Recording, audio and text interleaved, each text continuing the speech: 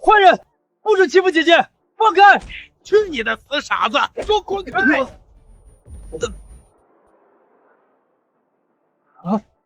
我杀人了！以血为引，仙门洞开。即日起，你便是万兽之尊，素不灭仙体，号令百兽，执掌生死，医道通神。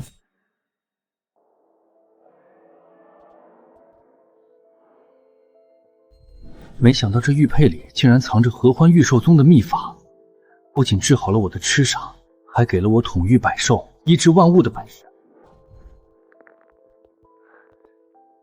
玉兽宗的传承果然是好东西，感觉浑身充满力量。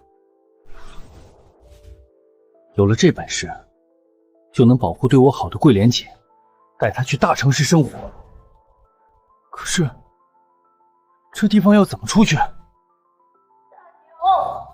你死得好惨啊！都是姐害了你。桂莲姐的声音。你放心，你是为了救我才出事的。姐这就去弄死刘光辉那个畜生，回头下去陪你，绝不让你一个人在下面孤零零的。不好，桂莲姐性子烈，真会出事的，我得赶紧回去。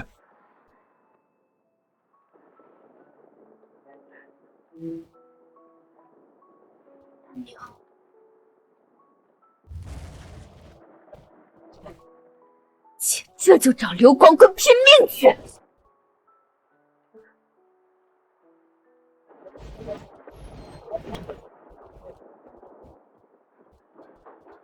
刘光棍，你还敢回来？我刚才跑远了才反应过来，陈大牛死了，就你看到了。你要是报警，老子这辈子就毁了。妈的，横竖都是死，老子今天必须先弄死你个丧门星！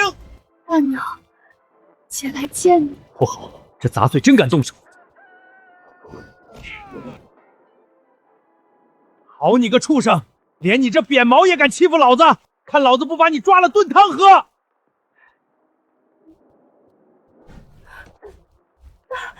大牛，鬼啊！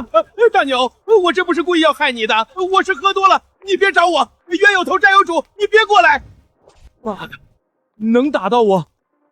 你是人，你没死早说呀，害老子白担心。不对，你他妈的敢打我！刘光棍，老子今天就替村子除了你这个祸害，就凭你！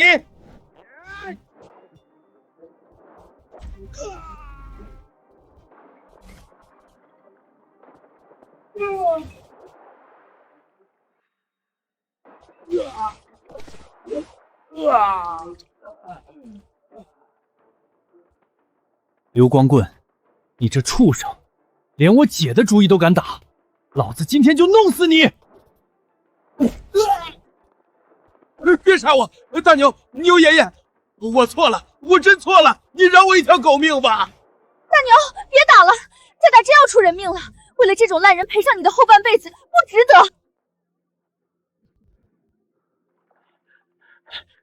陈大牛，你给我等着，老子今天记下了，我和你没完！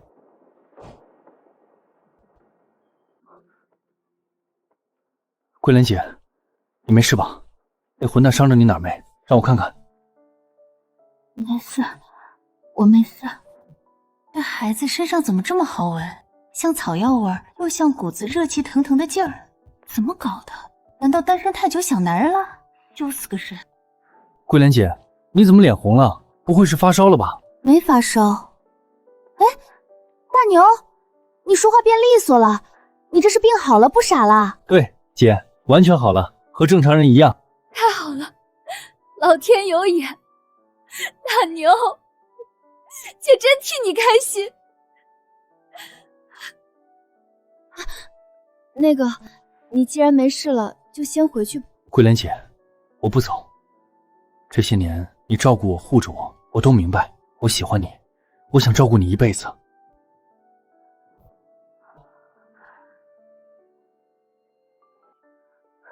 不行，你现在清醒了，以后要娶清白姑娘的。我是个克夫的女人，会害了你的。我不信命，我只信你。桂莲姐，你不是什么克星，在我眼里，你就是我最大的祥瑞。还祥瑞呢？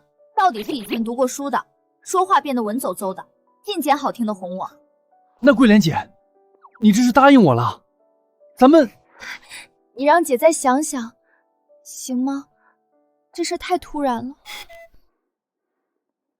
大牛，今晚就别回去了，就在我这儿住下吧。我害怕。姐，你说真的？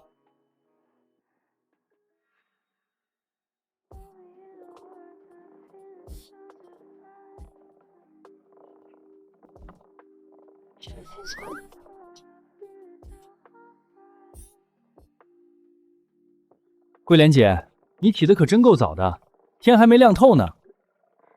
吓我一跳，睡得还舒服不？不行再睡会儿。不用不用，已经休息好了。来，姐，我力气大，我来帮你。别瞎忙活，这磨豆腐是个细致活，讲究的是匀速和巧劲儿，光有一把子蛮力可不行。我不光有蛮力，我浑身都是劲儿。行了行了，知道你厉害。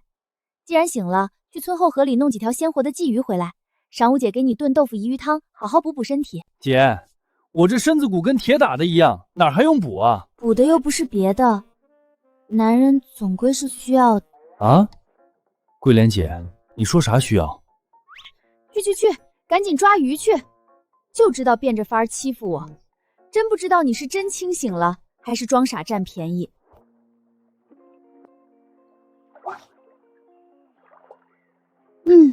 真舒服。看着鱼是不少，但是没工具也没办法抓呀。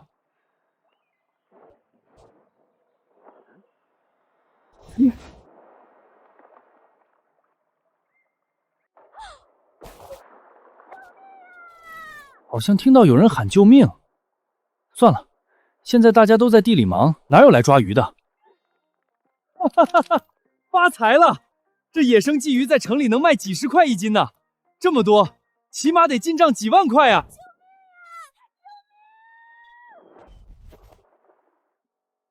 吓死我了！我正洗着澡呢，这河水怎么突然炸了？谢谢你。咦，大牛？小梅嫂子肯定还以为我是以前那个傻子，嘿嘿，正好逗逗她。嘿嘿，小梅嫂子，这大牛以前脏兮兮的没发现，怎么现在身上这么好闻，热乎乎的？被他这么看着，我这腿怎么都有点发软了。大牛啊，想不想跟嫂子玩点好玩的？好呀好呀，玩什么呀，嫂子？跟嫂子来你就知道了。大牛，你也不小了，今天嫂子亲自教你怎么当个真正的男人。大牛，你姐夫走得早，嫂子这都守了多少年寡了，身子骨都要锈了，你就当心疼心疼嫂子，顺了我吧。小梅嫂子，你别这样，这大白天的，万一被人看见，咱俩跳进黄河也洗不清了。这赵小梅平时虽然泼辣，但也没这么疯狂啊。难道是我的合欢体质觉醒后，对异性的吸引力加重了？看来以后真得少跟女人拉拉扯扯，太危险了。嫂子，真不行！呸！王桂莲这个扫把星，早不来晚不来，偏偏这时候来坏老娘的好事儿。桂莲姐，我在这儿呢，我抓鱼呢。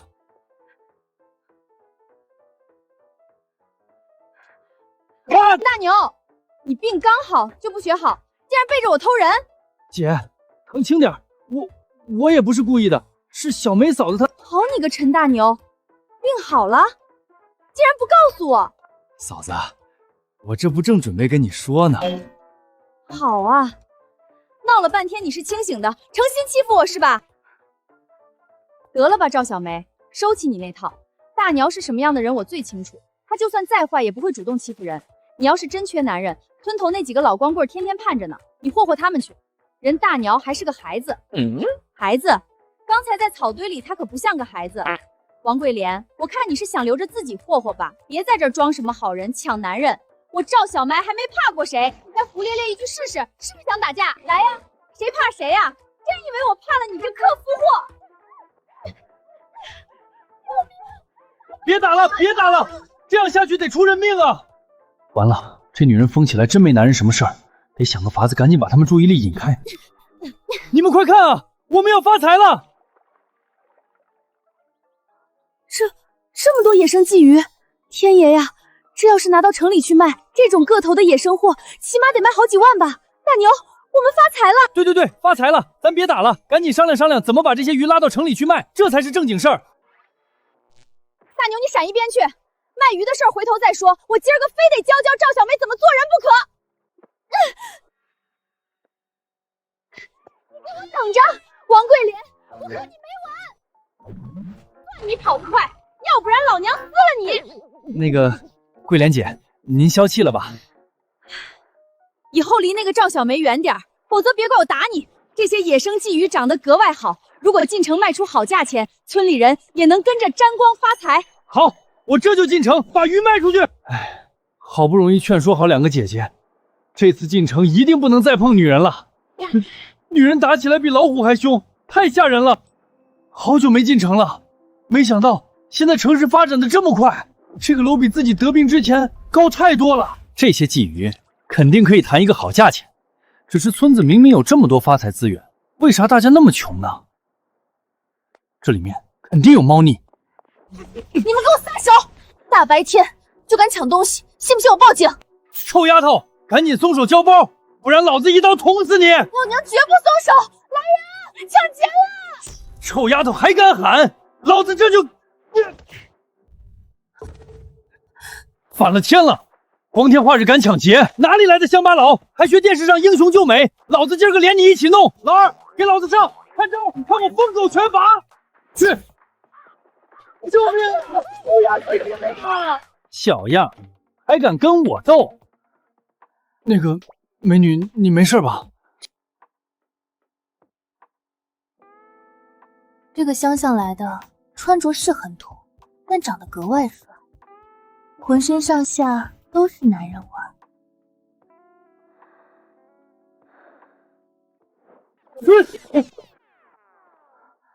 那个美女，你没事就自己回去，我还有事，先走了。竟然有男人扛得住我的诱惑，真是个有趣的小帅哥，好想狠狠把他吃掉。城里女人太吓人了，怎么比村里的女人还直接？生扑呀！算了，不管了，先去卖鱼。哪里来的乡巴佬？这是龙云大饭店，不是你这种泥腿子能进的，赶紧滚！我是来卖鱼的，你们拦着我做什么？卖鱼？哈哈哈，笑死我了！一看就是乡巴佬，不知道这里的鱼都是黑龙哥提供的吗？你还想卖鱼？黑龙？他不是负责进村收鱼的鱼贩子吗？怪不得村里的鱼和城里的鱼能差10几倍的价格。原来黑龙一直把控着渠道，断了村民财路。管他什么黑龙白龙，我有鱼为什么不能卖？还有，收不收鱼是你们老板决定，跟你个保安有什么关系？就你这个乡巴佬，还想见我们老板？赶紧滚，否则打断你的腿！干什么呢？大白天的，吵什么？老板，来了个乡巴佬，非要卖鱼给我们，我正赶人呢。是你，小帅哥，我们又见面了。美女，这个龙云饭店是你的？好了，我知道怎么回事了。老板，发生什么了？没什么，给这两人结算一下工资，明天不用来了。这个处理结果满意不？我的救命恩人。满意，满意。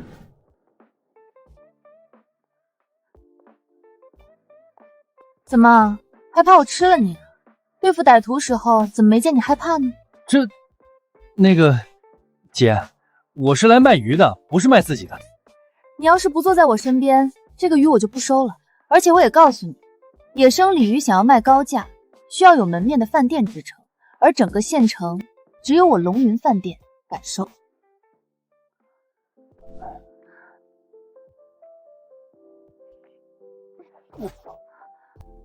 你真的好香，给姐姐吧，姐姐肯定会让你开心的。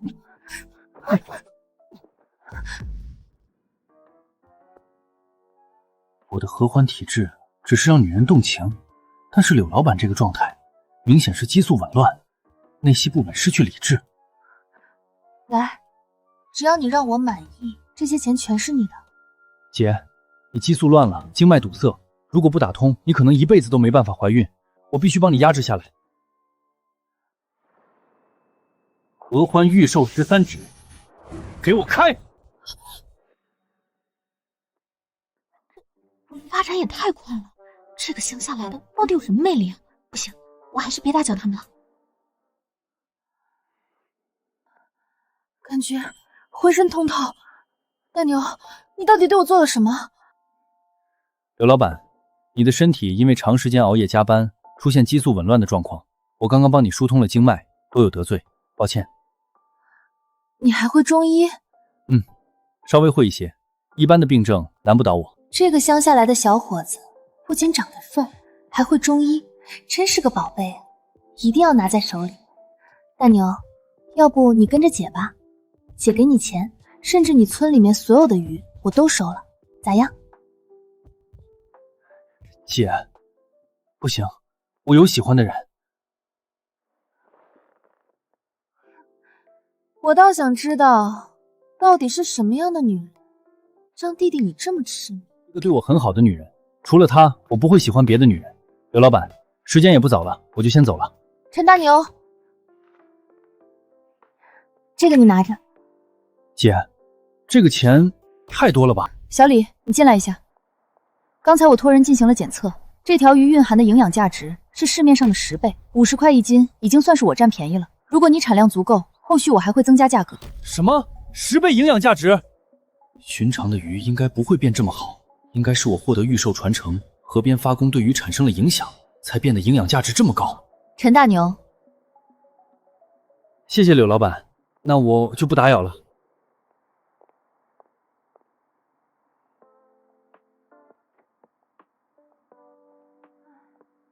吃了饭再走也不迟啊，就这么着急回去看那个女人吗？不过，陈大牛，你是我的，谁也抢不走。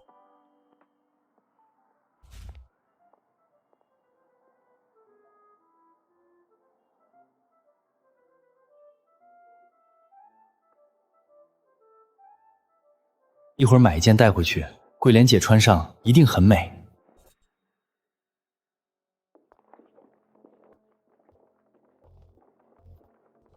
刘光棍儿，你个王八蛋，还敢来！我看是大牛打你打轻了，不长记性。陈大牛算什么东西？上次是我没准备好，这次有黑龙哥在，看他还怎么嘚瑟。黑龙哥，这就是王桂莲，10里8乡最好看的寡妇。不错不错，这模样搂回家多有面儿。嘴巴给我放干净点儿！黑龙哥，你小心点，这个王桂莲克死10个男的了，都是刚相亲没多久就死了，老吓人了。妈呀，这么邪乎！算了，还是命要紧。陈大牛在哪儿？喊他出来！老子的小弟都敢打，这是根本没把我放在眼里。对，喊他出来，否则就别怪我们不客气。我就是死也不会告诉你们陈大牛在哪儿，你们死了这条心吧！滚！再不滚，我喊人了！喊人？这一片老子说的算，谁敢来？给老子上！把这个女的带走！老子不信，抓了她不出来！嘿嘿嘿！什么东西？哎呦！废物东西，还能让个鸡给弄倒了？黑龙哥，我也不知道呀，这个鸡怎么变得这么野了？妈的，还要老子亲自动手！你们给我住手！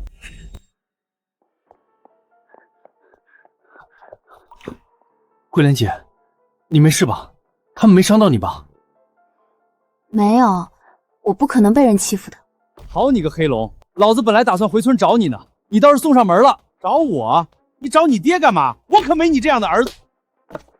你竟然敢打我！嘴巴放干净点，信不信老子抽死你们！给老子上，弄死他！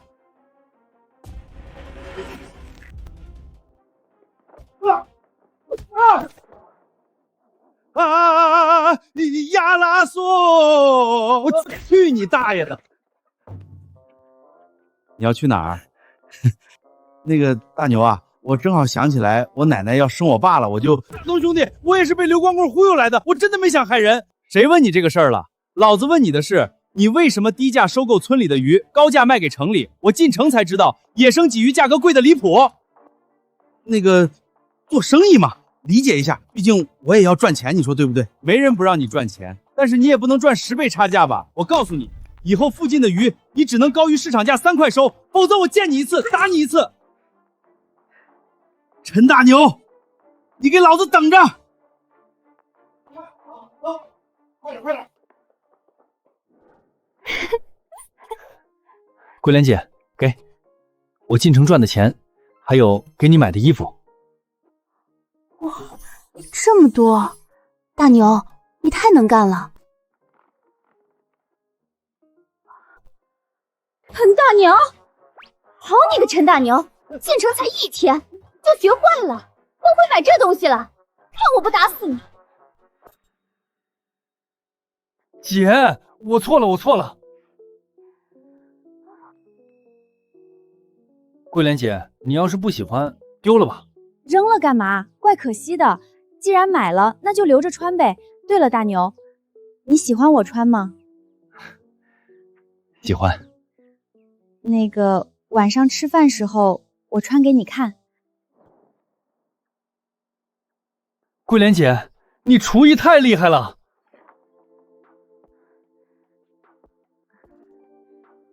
那个大牛，怎么样？喜欢吗？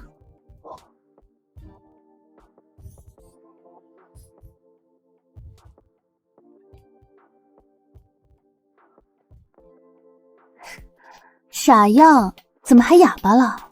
喜欢，姐你太美了。你喜欢就好，坐下吃饭吧，你也忙了1天了。哎，多吃肉。大牛，这个玉佩你戴着。桂莲姐，这玉佩看着很不错，你哪儿弄来的？这玉佩我从小就戴在身上，算是我的护身符了。你给我买这么好看的衣服，我给你玉佩，咱俩礼尚往来。不行，既然是护身符，那我不能要，您拿着。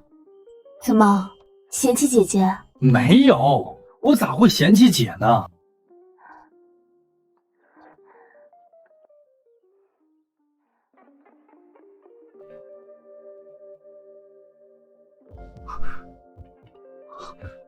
姐，大牛，你干什么？桂莲姐，我要你。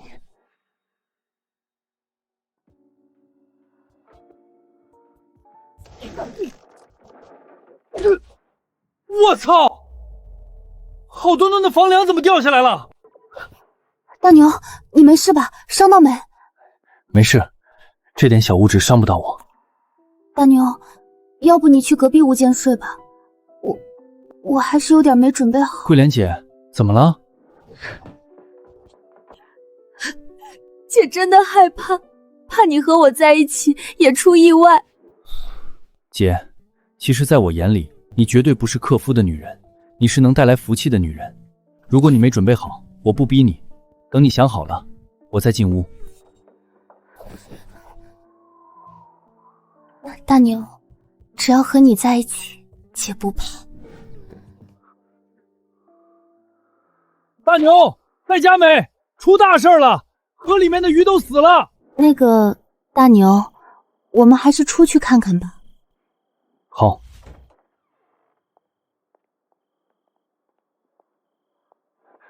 你们可算是出来了。怎么了，村长？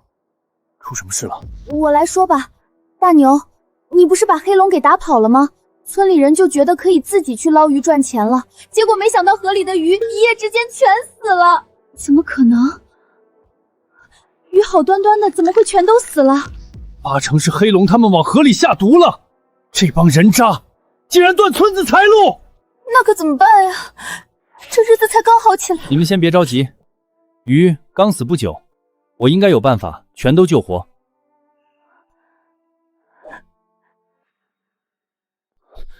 还真被投毒了，不行，好不容易找出条致富路，不能就这么毁了。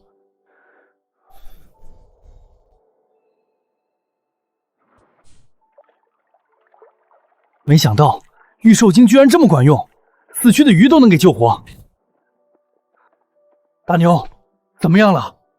是不是救不活？这黑龙真是个畜生，老子和他拼了！村长别急，鱼我已经救活了。真的活了？大牛，你现在可真是厉害呀！没想到你病好了，变这么厉害，我替村里人谢谢你。村长，您就别和我见外了，我以前痴傻的时候，你们不也照顾我吗？好孩子，你早点回去休息吧，这边交给我们盯着。明天一早，咱一起抓鱼卖钱。好。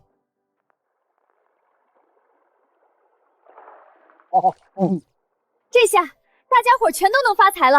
对了，大牛，城里老板给你多少钱一斤？给我50块一斤，这是现阶段的价格。如果野生鲫鱼打出名声，未来价格只会更高。大牛，都给你装好了。好，村长，我这就进城把鱼卖了。晚上大家记得都来我家拿钱。好。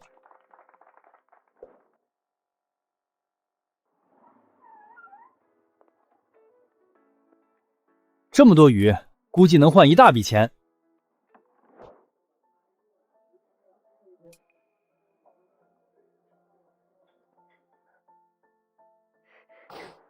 什么狗屁的野生鲫鱼！我看你这个鲫鱼就是人工养殖，拿来冒充野生的，我要退钱！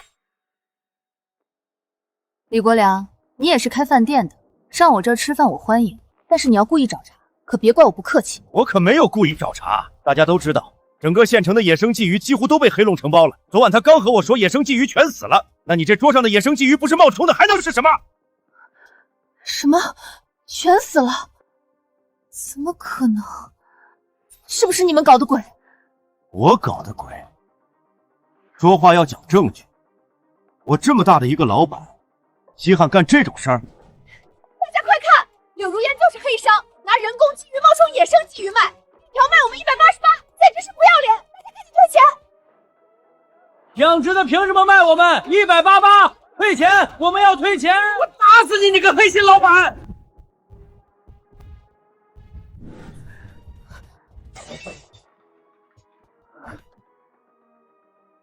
大家冷静，谈事就好好谈，别动手。哼，你谁呀？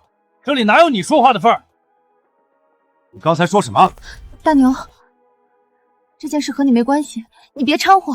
不，昨晚我们村确实死了很多鱼，所以我必须问清楚，到底是谁干的？肯定是黑龙这小子给鱼毒死了，人家村里人找上门了，还是躲着点比较好。说，到底是怎么回事？鱼的事情是不是你指使黑龙干的？不解释清楚，谁也不准走！你算老几？敢拦我？疼！我错了啊，要断了！说，到底怎么回事？这个野生鲫鱼卖的特别好，我也想收一些。结果昨晚黑龙和我说鱼全死了，我才过来找麻烦的。不是你指使的，真不是我，我还想赚钱呢，我毒鱼干什么呀？好了，各位，昨晚确实有点小插曲，不过经过我们一晚上的紧急抢救，鱼全都活了。不信的话，大家可以看看门口，那是我刚拉来的一车鱼。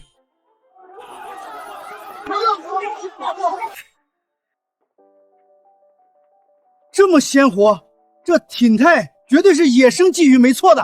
小伙子，多少钱？卖我点可以不？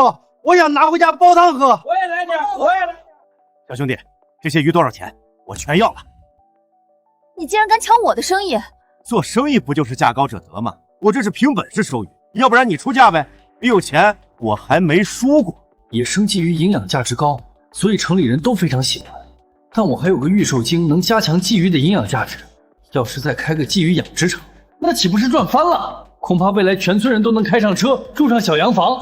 两位，先不要吵了。李老板，我可以理解你为了赚钱高价收鱼，可是我们做生意要讲信誉。我答应柳老板，自然先生鲫鱼只能卖给他。好，说得好，小兄弟，你这个兄弟我认了。以后有什么事儿给我打电话，我帮你摆平。摆平？你是觉得我柳如烟没本事？两位，其实鲫鱼是通过我的独家秘法饲养出来的，所以营养价值会比一般鲫鱼高很多。两位，如果愿意投资，那咱们可以一起赚钱。小兄弟，你说的是真的？这么好吃的鲫鱼是你培育的？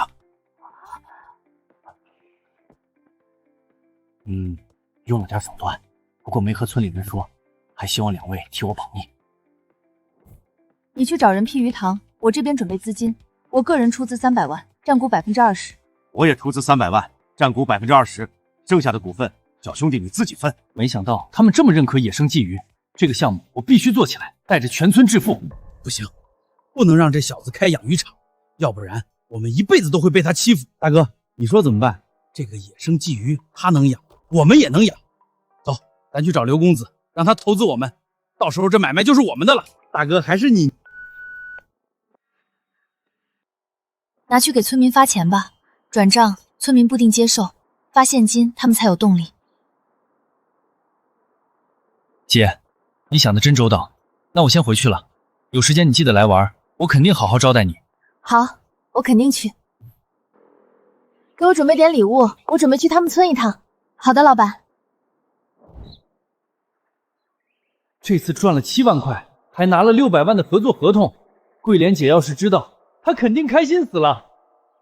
我说多少次了，我不相亲，不用你介绍。桂莲，我好心给你介绍，你怎么还打人呢？你说你都克死10个前夫了，这十里八乡可没人敢娶你。王桂莲，别得脸不要脸，我能娶你是你的福气。还敢骂我，老娘打死你们！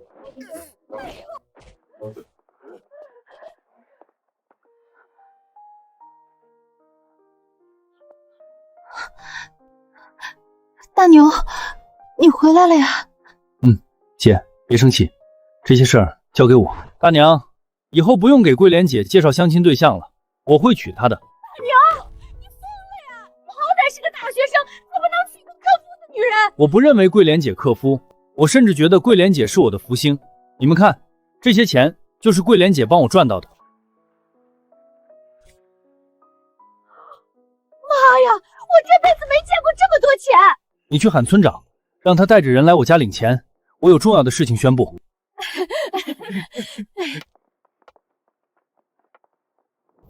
姐，以后再有人介绍对象，你就说你男人是我。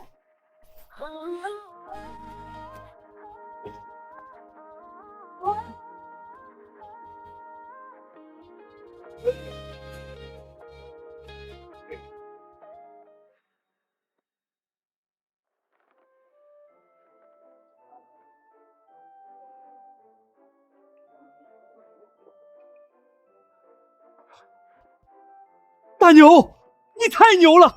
这么多钱，这辈子我都没见过。这还不止呢，今天叫大家来，除了发钱，其实还有件事要说。什么事儿啊？有人投资我，让我建个鲫鱼养殖场，我打算让大家跟我一起干，以后就都能分钱了。真的？你让我们跟你一起搞养殖？当然是真的。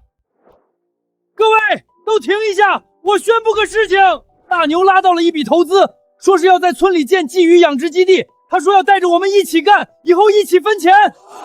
大牛真厉害，并刚好就拉来那么大的投资，还带着我们发财。对呀，他爸妈要是知道大牛现在这么厉害，肯定也非常开心。各位先等着，我和村长去镇里面申请一下水库承包的事情，大家等我好消息。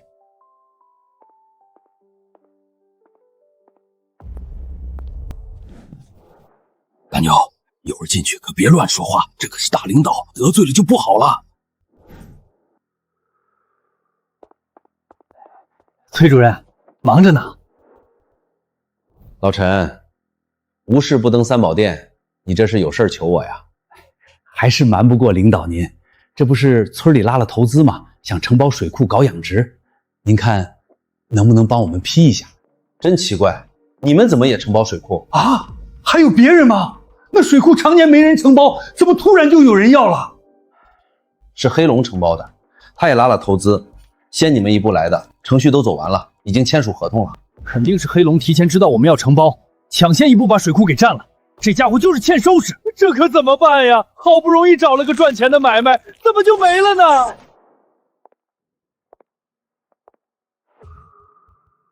哟，你们也来承包水库呀？可惜了。水库现在是我们的了，哈哈哈哈哈！水库就算给你们，你们也养不明白，到时候亏钱了，我看你们怎么办！哈哈哈哈哈！养个鱼需要屁的技术，你就是运气好才卖了高价。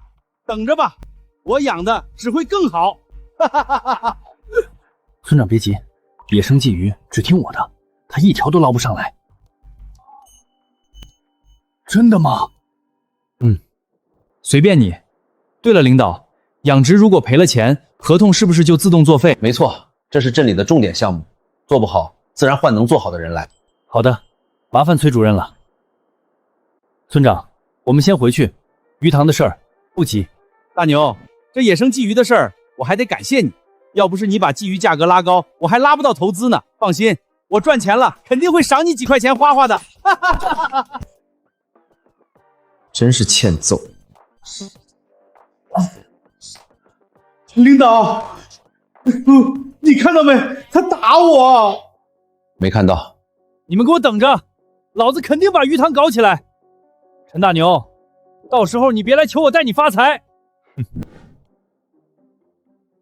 黑龙，你不是想养野生鲫鱼吗？老子就让所有鲫鱼全都藏起来。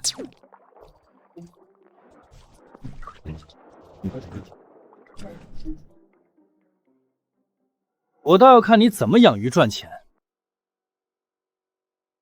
按照野生鲫鱼50块一斤的价格，这水库里怎么也得上万斤的鱼，哈哈！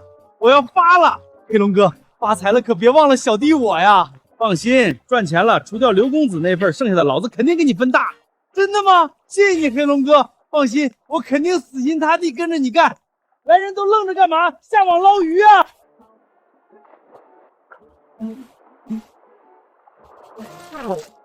黑龙哥，怎么没鱼呢？不可能！我亲眼看见那些村民捞了很多鱼上来的，特猫的，老子不信了，给我继续捞！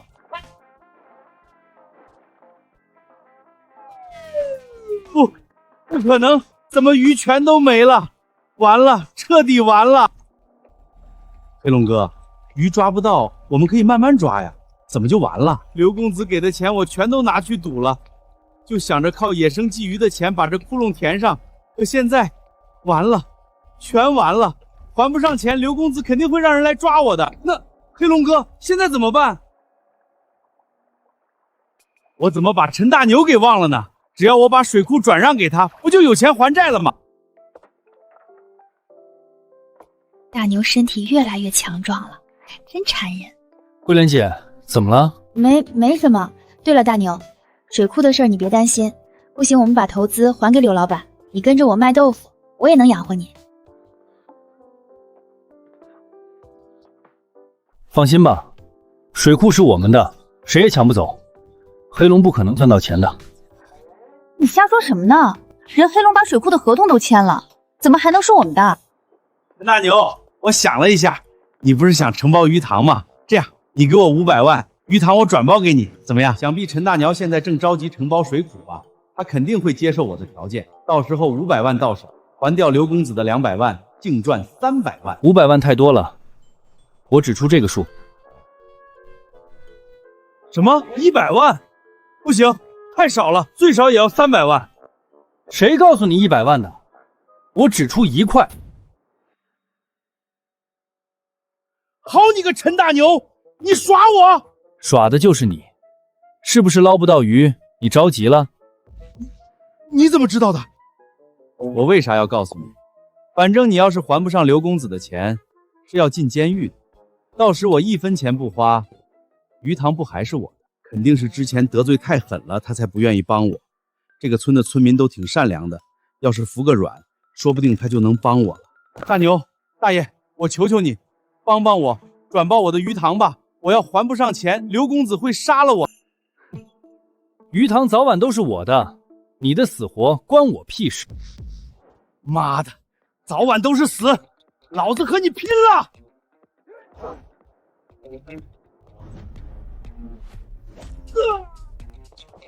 我不认识他，和我没关系，我家里还有事，先走了。我告诉你，就算老子进去了，鱼塘你也承包不了，这是刘公子看中的买卖，你敢承包就弄死你！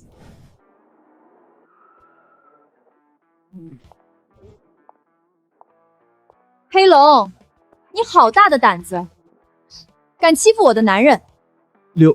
柳老板，您怎么来了？我怎么来了？之前你买通我的保安，拿臭鱼烂虾来搪塞我，今天我就是专门来抓你的。你们干什么？放开我！放开我！你们要干什么？放开我！刘老板，你怎么亲自来了？想你了，就来看看你。怎么，不欢迎吗？那个，主要我怕村子太破，招待不周。大牛，今天晚上我不打算走了，你打算怎么安排我啊？说话就好好说话，别动手动脚的，小心老娘撕了你！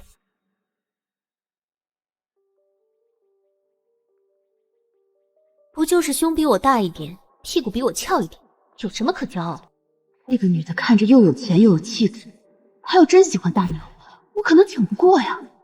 好浓的火药味儿，不行，我得想办法转移话题，不然两人会吵起来。那个桂莲姐，柳老板是我们的投资人，我们怎么都要招待一下的。行吧，但是我家就2个屋子，没有他睡的地方。没事，我晚上和陈大牛凑合凑合也可以的。不要脸！不好意思，柳老板，你先找地方坐一下，我去看看桂莲姐。还真是在乎你的桂莲姐呀，我倒要看看你能在我的攻势下坚持多久。桂莲姐，给我个面子可以不？柳老板可是大老板，他的投资可是关系我们村子未来致富路的。我就是不喜欢他，我害怕他把你抢走。桂莲姐，我发誓，我这辈子只爱你，只会娶你。如果我喜欢别人，就让我……呸！别乱发誓，我相信你就是了。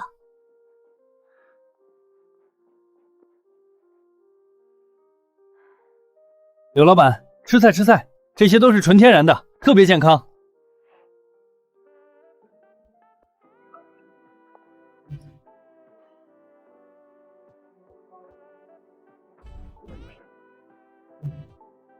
我去，拿这个考验干部，这谁扛得住啊？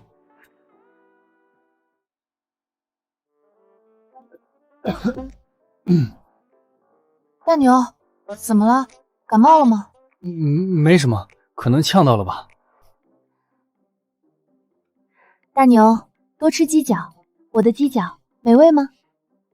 好你个柳如烟，当着我的面勾引我男人，看我怎么收拾你！姐姐不愧是村里长大的，好大的力气。妹妹才是厉害，到底是城里人，花样真多。大牛，晚上我去哪里睡？晚上你和我一起，大牛自己睡。那个，我吃饱了，先进屋了。等一下，桂莲姐，你要是想用钱让我把大牛让给你，不可能，别做梦了。那就各凭本事了，桂莲姐。是因为又遇到大牛的原因吗？怎么这么小呢？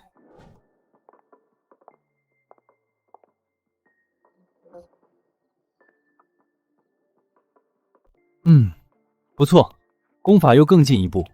除了养鱼，自己也可以琢磨点新的产业。也不知道柳老板是否吃得惯山野菜。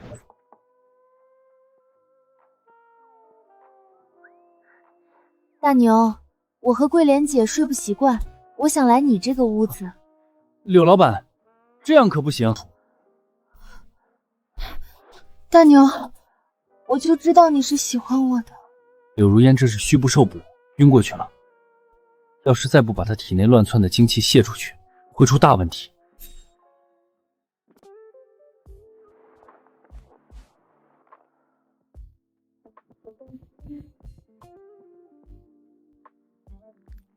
刘老板，得罪了，这一切都是为了治病。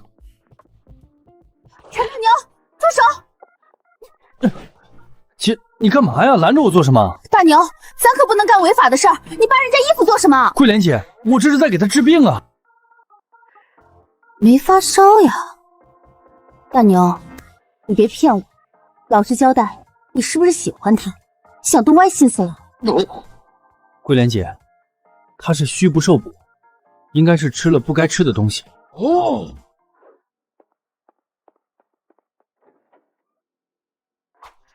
是不是这个东西？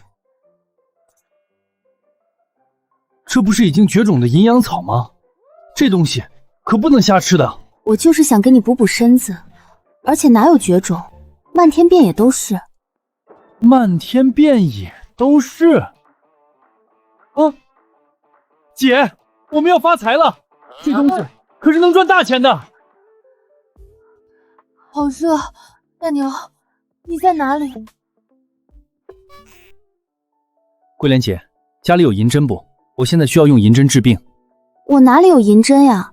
但是别的针我倒是有，你确定要？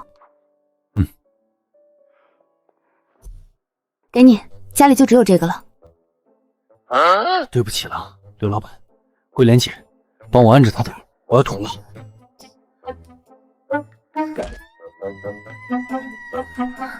这城里人可真会叫唤啊！你们对我做了什么？我怎么浑身一点力气没有？没什么，大牛把你捅了。你说什么？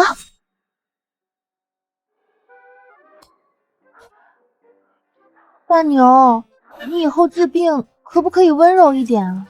没办法，我也是为了你的健康着想嘛。对了，这个银阳草，我感觉能做成大买卖。可以是可以，但是你打算怎么操作？咱可以用银阳草的草料喂养野生鲫鱼，这鱼绝对大补，还能用它煲鸡汤。如果再配上几味别的草药，做成10圈大宝丸，这生意怎么看都是稳赚不赔的。到时候咱们村就有自己的农家乐了。你这想法真不错，不愧是我看上的男人。他们俩看起来真合适，我还是不要打搅他们了。带我桂莲姐一份，有她在我身边，我心里才踏实。我知道了，可以带桂莲姐一份。你们聊吧，我出去转转。大牛，感觉柳老板很喜欢你。但是我只喜欢你。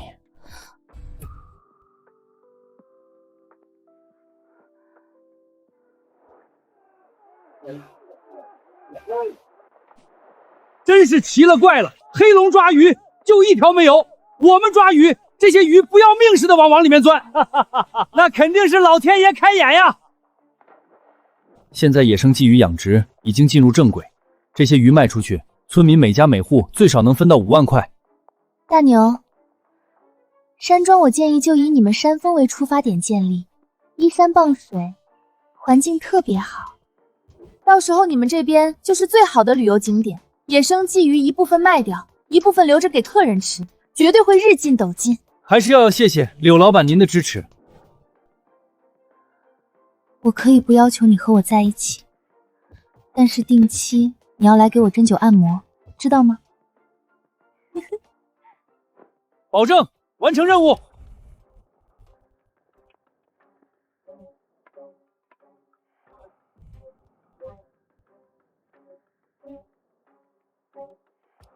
谁让你们捞鱼的？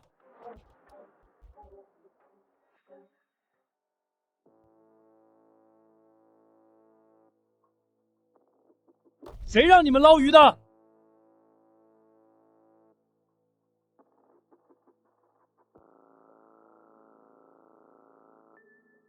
我们在自己水库捞鱼，关你们什么事儿？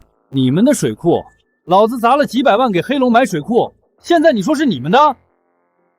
你就是刘公子吧？水库是公共资源，只能租进，不能摆卖，而且合同写得很清楚，没办法盈利，合同自动作废。对呀，凭什么呀？你没本事赚钱，水库就得交出来给别人。我看他就是眼红我们能赚钱了，想过来抢水库，咱可绝不能把水库让给他。黑龙就是折在你手里吧？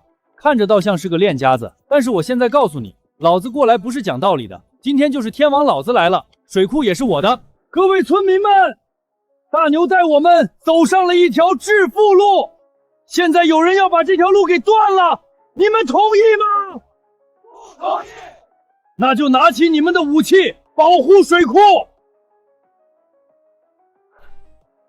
笑死我了，就凭你们这群乡巴佬也敢抢老子的水库？怎么，想动手？动手？我不止动手，我还要把你丢河里喂鱼，给老子上！弄死这群乡巴佬！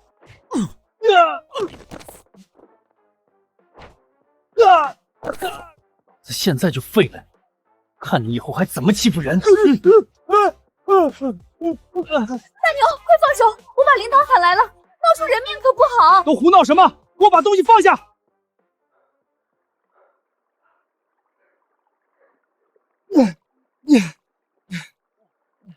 一群乡巴佬，抢老子鱼塘还敢打老子！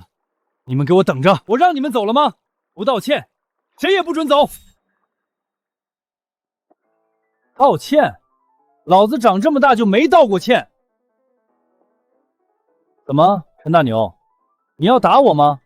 来，老子给你个机会，我站着不动，你尽管打我试试。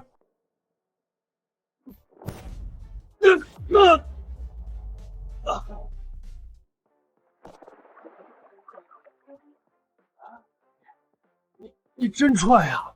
长这么大就没见过这么无理的要求，不满足我心里过意不去。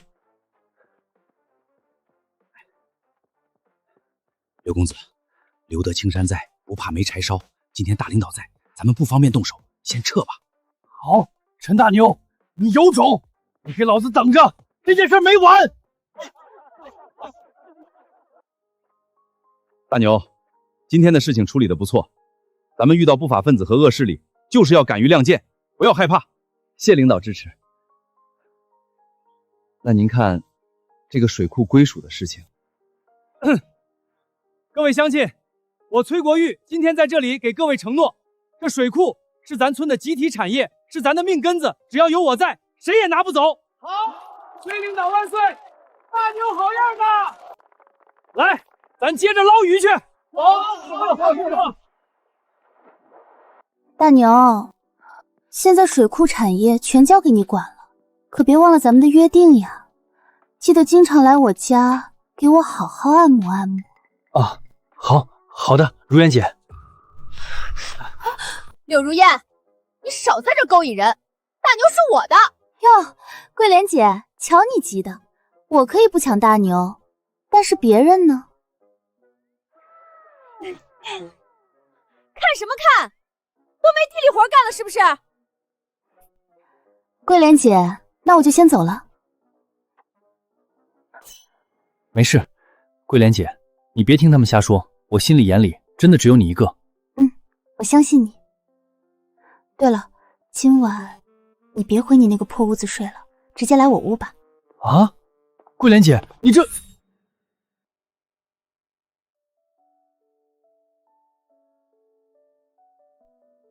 还是第一次进桂莲姐的屋子，香喷喷的，真好闻。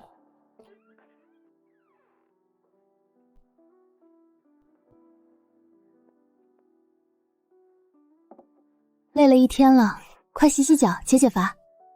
那个不用的，桂莲姐，我自己能洗。跟我还客气什么？你以前憨傻的时候，我还给你洗过澡呢。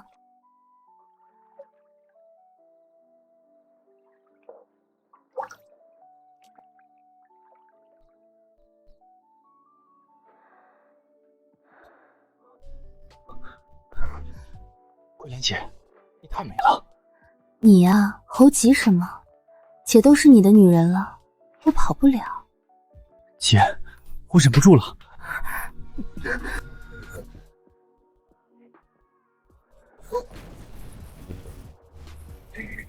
桂莲姐，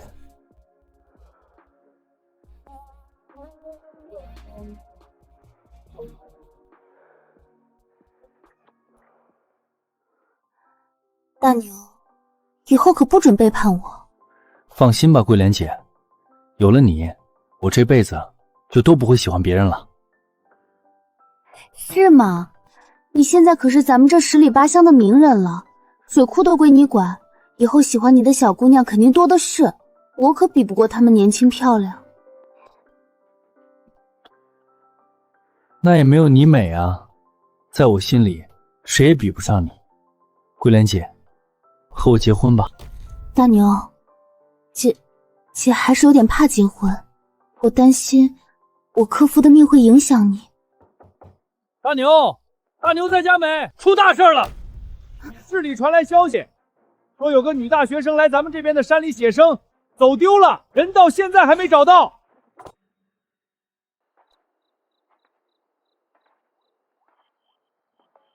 大学生来写生，真是奇怪，哪有人大半夜来写生的？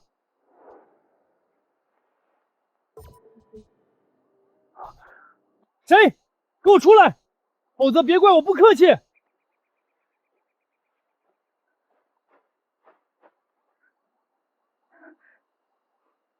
那个，你不是坏人吧？我当然不是坏人。村长说有大学生写生走丢了，是不是你？对，就是我，我叫李明月，我是美术学院的学生。那你怎么大半夜的在外面，还弄成这样？救救我！我不是写生走丢的，我是……臭娘们儿，还挺能跑。大哥，外面还有别人。臭小子，这儿没你什么事儿。这娘们儿我们哥俩看上了，赶紧给老子滚，否则别怪我对你不客气。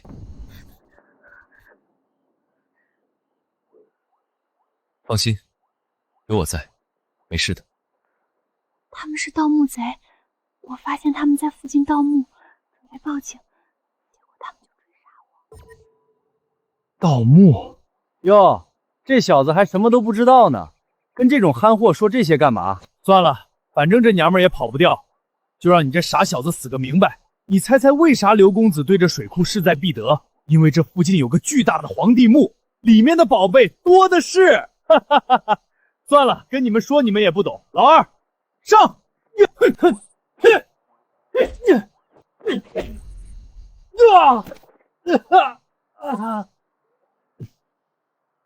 哟呵，还有两下子！我去！别动，再动试试！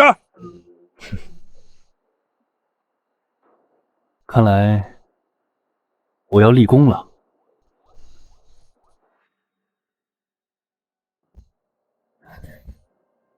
小子，你很能打吗？能打有个屁用！出来混要讲实力和背景的。看来刘公子对我了解的不够多呀。大哥，跟这种憨错废什么话？赶紧动手，咱们带着娘们走。啊！什么东西？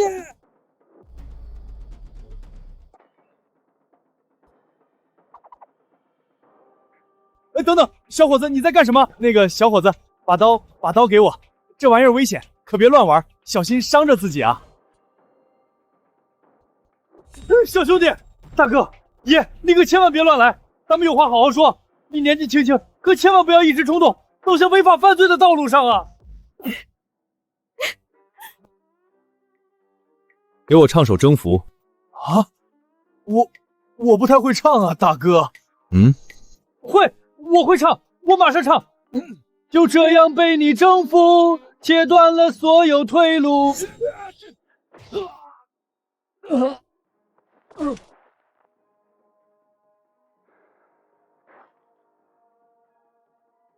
你不是人，你是怪物！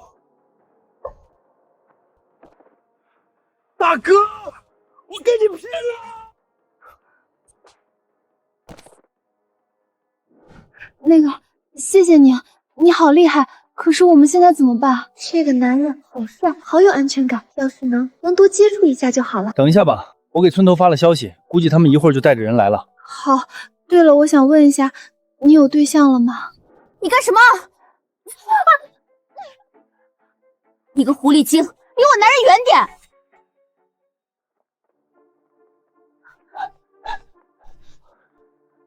你就是那个迷路的大学生？对，村长，我刚赶过来就发现他被这两个盗墓贼追杀，费了点劲儿才把人救下来。算了，现在不是说这个的时候，既然人找到了，就赶紧带回去，别在山上冻出毛病。对不起，村长，给大伙添麻烦了，我也没想到会遇到这种人。人没事就好。这样吧，姑娘，你先跟着大牛回去，在他那儿对付一晚。咱村里条件简陋，明天等执法队的人来了，核实完情况再说。好，听村长的。哎，这叫什么事儿啊？好不容易才跟桂莲姐关系更进一步，正要亲热呢，结果带回来个女大学生，村长还非让她住这儿，这下又得回我自己那屋睡了。行了，大牛，这些柴火够用了。桂莲姐，那小姑娘被吓得不轻，刚才在屋里手都抖呢。你赶紧去烧点热水，让她洗个热水澡，早点睡。哦，好。死样，别丧着个脸。晚上等她睡熟了，我就去你屋找你。真的，桂莲姐，你可不许骗我！赶紧干活去。洗澡水声停了，脚步声也没了，桂莲姐怎么还不来？可累死我了！为了等那丫头睡着，我腿都滚麻了。桂莲姐，可想死我了。死呀！才分开几个小时啊，就这么想？见不到你，我这1秒钟都觉得像过了1年。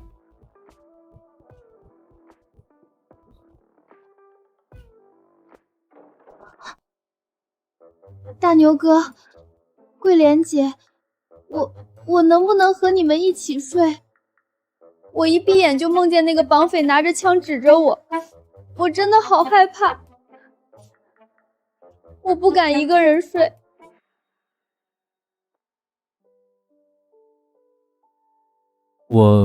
我出去散散步，刚才歇了会儿，这会儿精神头正好。去吧，记得把护身符带着，注意安全，别走远了。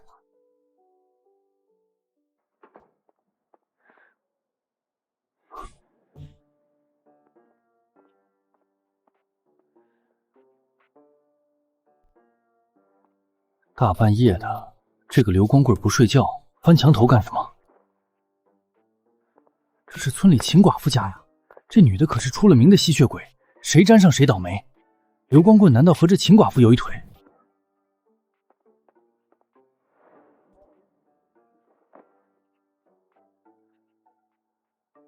我倒要看看，这个刘光棍到底在打什么主意。想死我了，我的小宝贝儿！天就知道瞎混，这段时间你不来，我都饿瘦了。这是在干嘛？我这不是来给你送钱了吗？拿着花。哎呀，老刘，还是你疼我，爱死你了。我们再好好聊聊。别，宝贝儿，饶了我吧，我还有正事要做呢。能有什么正事比老娘还重要？一会儿我要去把那2个人给救出来，古墓的位置就他俩知道，千万不能让他们落在执法队手里。要去你去，我不跟着。现在村里人都讨厌你，我可不想被大伙排挤。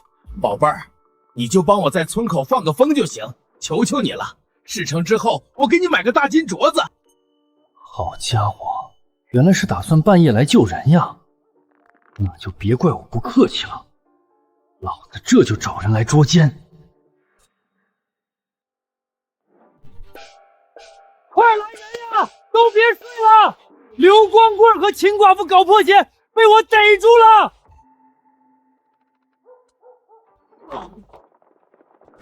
大半夜的，吵什么吵？哎，刘光妹和秦寡妇，我就说他俩不清不白。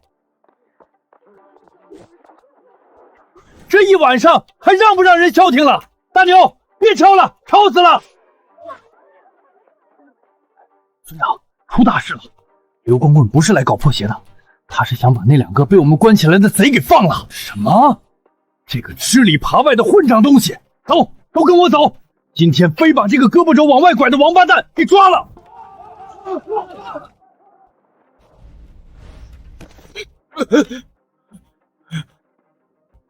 村长，你们这是干啥？你还有脸问？给我动手，抓住他！老实交代，那个刘明远到底想干什么？陈大牛，你放开老子！你敢动我，刘公子不会放过你的！你说不说？我说，刘公子他打算挖我们村的古墓，那个古墓就在鱼塘下面，所以他才一直想拿下鱼塘。你说什么？抽干鱼塘？那我们村子世世代代的根基就全毁了！这个畜生！村长，人交给你了，我去找刘明远说道去。大牛，那姓刘的不是善茬，要不要多找几个人跟你一起去？不用，我一个人够了。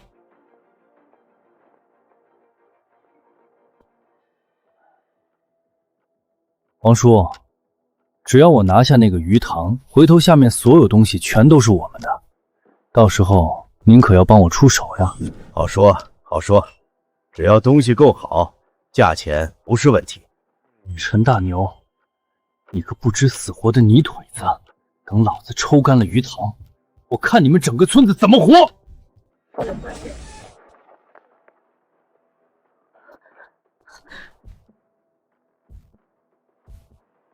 刘明远，咱们新账旧账，今天该一起算算了。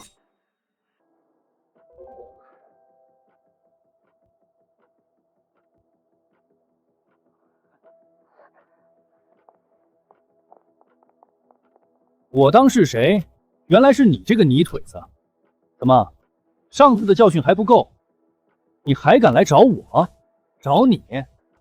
老子今天是来收拾你的！你想断我们全村人的生路，我就先断了你的狗命！你们两个是死人吗？愣着干嘛？给老子上！给我废了他！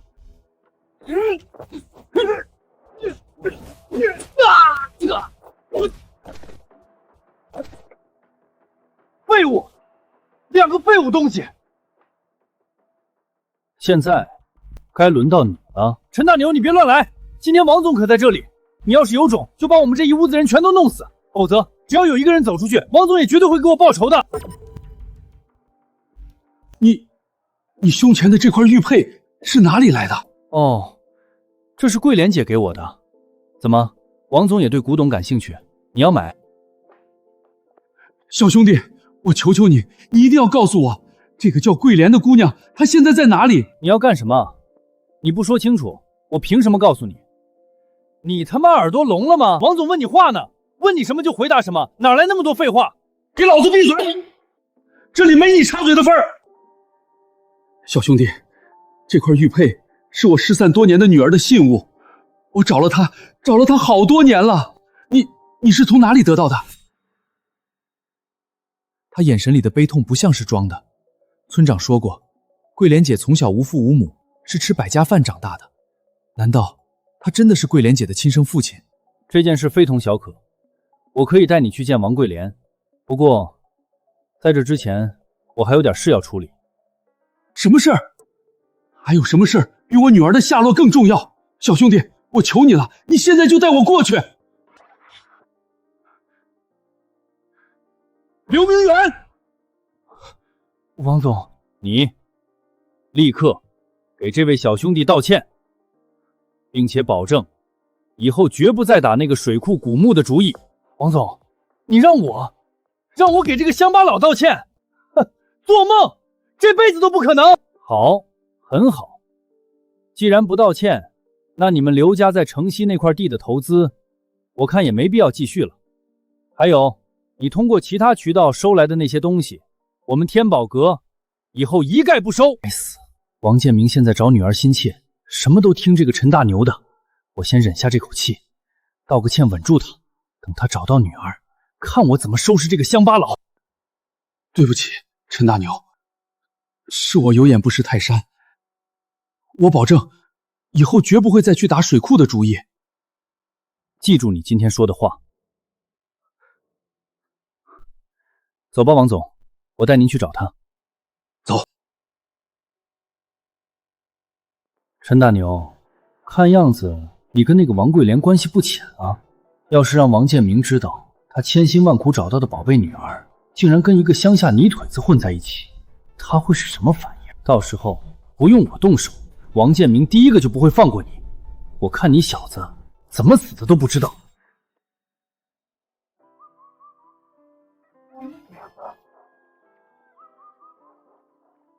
桂莲姐，我和家里打电话了，说了暂时不想走，想在你这村里待上一段时间。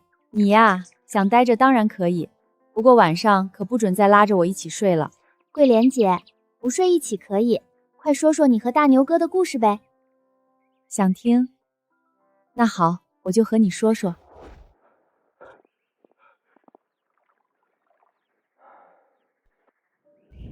女儿，是你吗？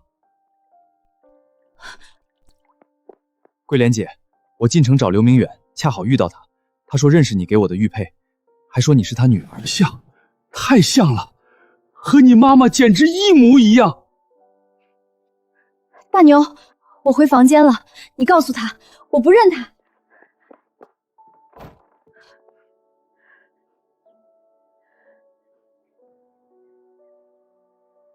这是怎么了？我也不知道呀。大牛哥，你真是个木头，桂莲姐不想离开你啊。老实说，我女儿是不是被你们村子拐卖来的，然后被迫嫁给你了？你给我老实交代，你还我女儿，否则我就找执法队将你们整个村子的人全抓了。你胡说八道什么？我们乡下人光明磊落，轮不到你污蔑。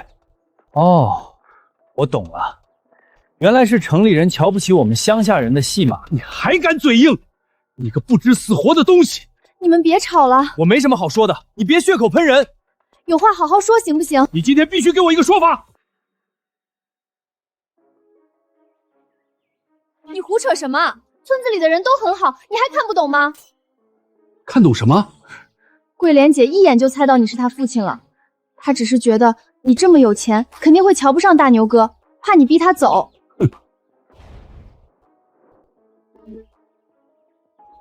我女儿怎么可能嫁给一个乡巴佬？我不同意。你，好了，你先待着，我进屋劝劝桂莲姐。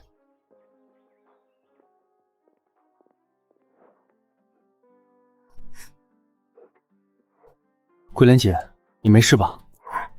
没事，大牛，我缓一会儿就好了。没事的，桂莲姐，我一直都在。不知道你是真傻还是假傻，你明知道那个人是我父亲，还带回来干什么？万一他非要带我走怎么办？桂莲姐，你要是想走，我不拦着你，但是我会去赚钱，赚很多很多的钱，直到有一天能堂堂正正的配得上你。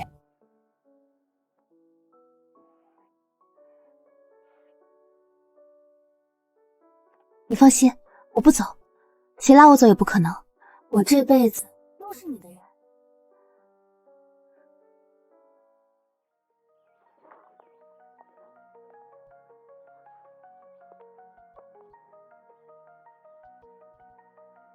我知道你是我父亲，但是我不会离开陈大牛，你回去吧。你糊涂啊！王家在城里有大别墅，有豪车，资产过亿，你怎么就想在这穷山沟里待着，非要陪着这个乡巴佬受苦？你再敢说一句乡巴佬试试！陈大牛是我男人，你要是再敢看不起他，就给我滚出这个院子！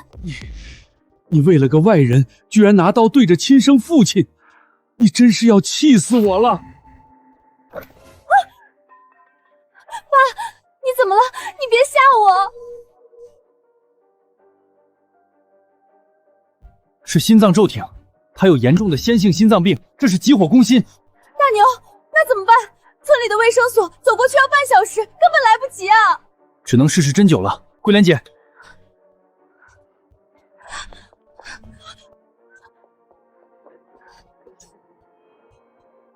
大牛哥，你就算讨厌他想拆散你们，也不至于拿这么长的东西捅人吧？这会出人命的。屁！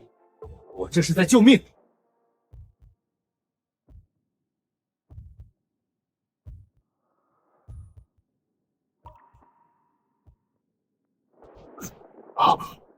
我这是怎么了？刚才感觉天都黑了。您刚才心脏骤停，非常危险，现在缓过这口气，应该没啥大问题了。不可能，我这病请了国内外最顶尖的医生都治不好，只能靠药物吊着。刚才那种感觉，我以为我死定了。难道这小村子里藏着隐世神医？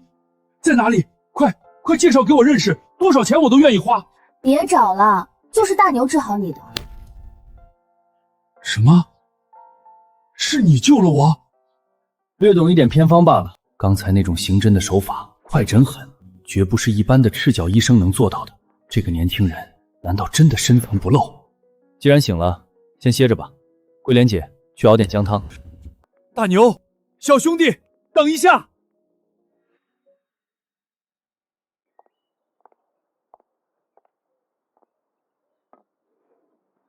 喝吧，有点烫，小心点。谢谢女儿，到底是一家人血浓于水，你心里还是惦记爸爸的。我只是怕你死在我院子里，坏了这里的风水，还得麻烦大芒哥费神救你。桂莲，别这么说。王总，既然您现在清醒了，咱们就把话说开。您是桂莲姐的生父，这血缘抹不掉，但桂莲姐是个人，不是件东西。她想在哪儿生活，想去哪里，那是她的自由，我没资格替她做主。您作为父亲，同样没这个资格强迫她。大牛，我知道你是在护着她，我这把老骨头死里逃生一回，看开了。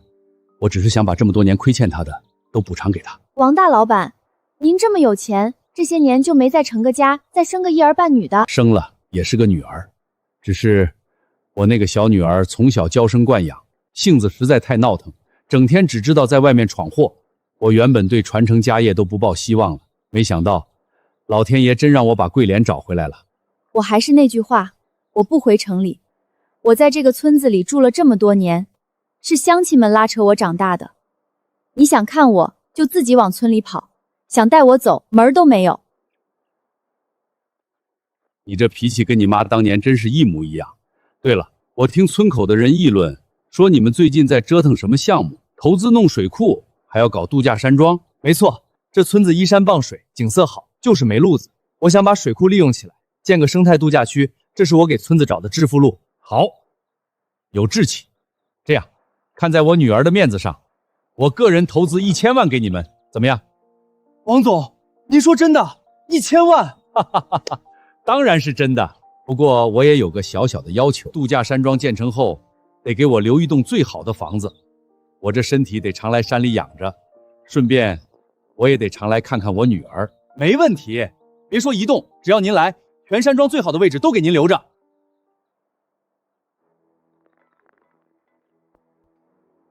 陈大牛，你小子真是走了狗屎运！先是救了王建明的命，现在居然还要拿到1000万投资。王建明老糊涂了，被你蒙蔽。王家其他人可不是吃素的，那可是王氏集团的资产。我就不信王家那些争家产的亲戚能看着你一个乡巴佬拿走这1000万。我这就去城里找王家人，等他们杀过来，我看你们怎么收场。你说什么？我那个失踪10年的亲姐姐找到了？没错，不仅找到了，你姐现在还要嫁给一个泥腿子乡巴佬。乡巴佬？你是说我那个姐姐要嫁给一个满身牛粪味的农村人？我亲眼所见，两人在村里出双入对，而且我听说，你姐为了讨好那个男人，正逼着你爸往那穷山沟里砸钱。王总已经答应先投1000万。说是要把家产都挪过去给村里修水库。不可能，我爸最疼我了，王家的家产以后都是我的，他怎么会把钱给外人？小雨，你太单纯了。你姐在外面受了那么多年苦，你爸心里愧疚的要命。现在你姐对那个乡巴郎死心塌地，王氏集团迟早要改姓陈。不行，我绝对不允许这种事发生。我王小雨的姐姐绝不能嫁给一个臭农民，更别想分走我的1分钱。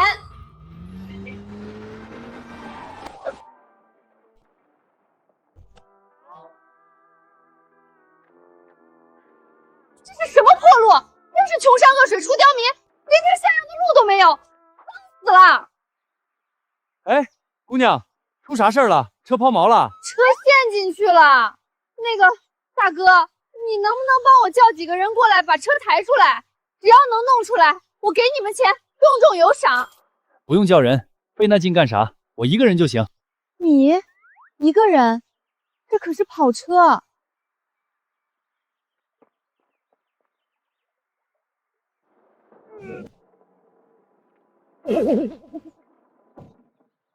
好了，你现在开肯定没问题了。你们村里人力气都这么大的吗？这还是人吗？庄户人家有的是力气，我们就先走了。你开车慢点，这村子不大，再有啥事随便喊一嗓子就行。等一下，你帮我这么大忙，我得给钱。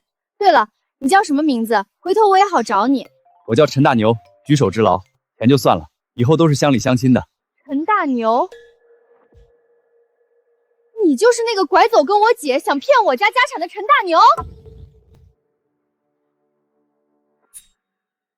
说什么呢？什么骗家产？你就是我姐王桂莲，对不对？爸都担心死你了。你现在立刻跟我回家，我不想我们王家的家产白白便宜一个外人。你怎么跟我男人说话的？你干什么？别抓我头发，我这头发花了好几万刚做的，你快松手！我是你姐，姐姐教训妹妹天经地义，给我向你姐夫道歉。我不，他就是个外人，一个乡巴佬，凭什么继承我们王家的产业？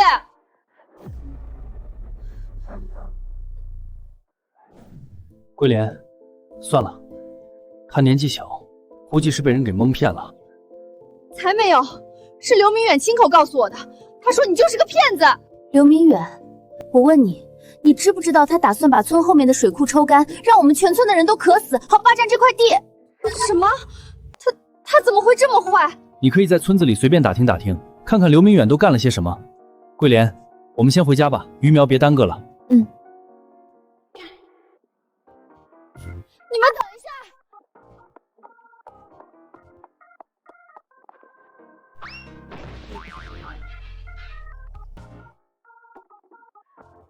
早知道我就不来这个鬼地方了，疼死我了！什么破路啊！走吧，我的小姨子，先跟我回家，我给你上点药治治伤。我的力气好大，胸脯好结实。算了，看在还算有点担当的份上，就勉为其难承认他是我姐夫吧。姐姐的吃的真好。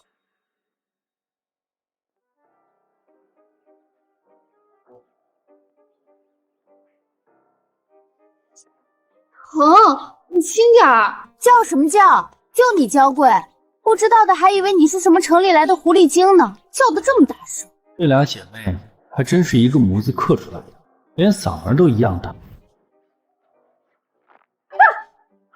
你干什么？好了，你穿上试试，走两步感受一下。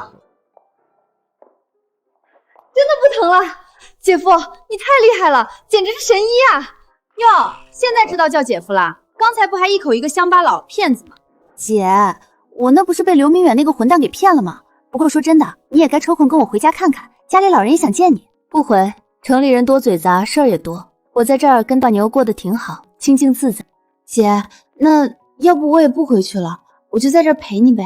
你想都别想，村里条件差，你待得惯吗？再说家里就那么点地方，哪有给你住的？唯一的空屋子给另一位姑娘住了。那好吧。大牛哥，素材我都拍好了，等我回去把视频剪出来，再写一篇报道，你这世外道员的手艺肯定能火。你就是要走的那位姑娘啊？对啊，我今天就回城里，怎么了？你听见没？她要走了，那房间不就空出来了吗？我能住下了吧？太好了，晚上我要跟你一起睡。没事儿，让他住吧，我晚上扛得住。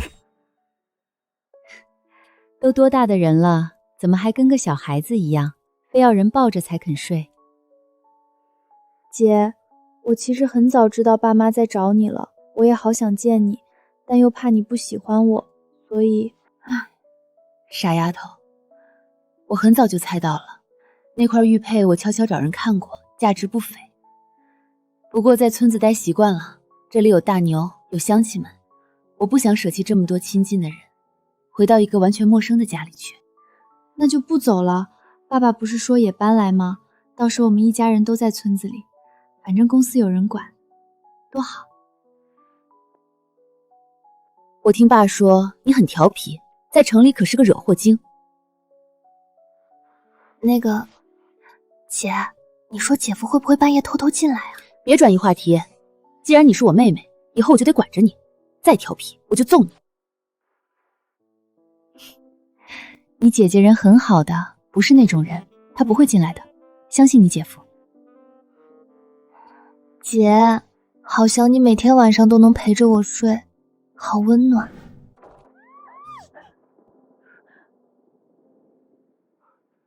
桂莲姐，我终于做到了。姐夫，你干嘛呀？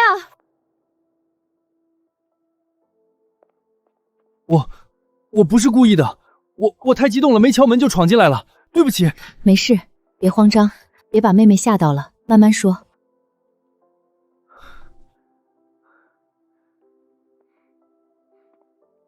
桂莲姐，你别生气，我真的是太开心了，有件天大的好事要告诉你。什么好事？能让你这么激动，还冒雨闯进屋里？我成了，桂莲姐，我终于研究出能彻底根治你爸爸病的药，我试验了好几次，真的成功了。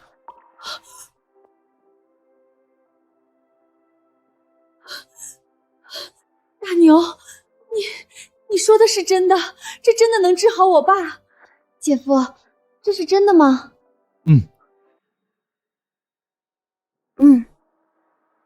好，我明白了，太好了，我会告诉姐夫的。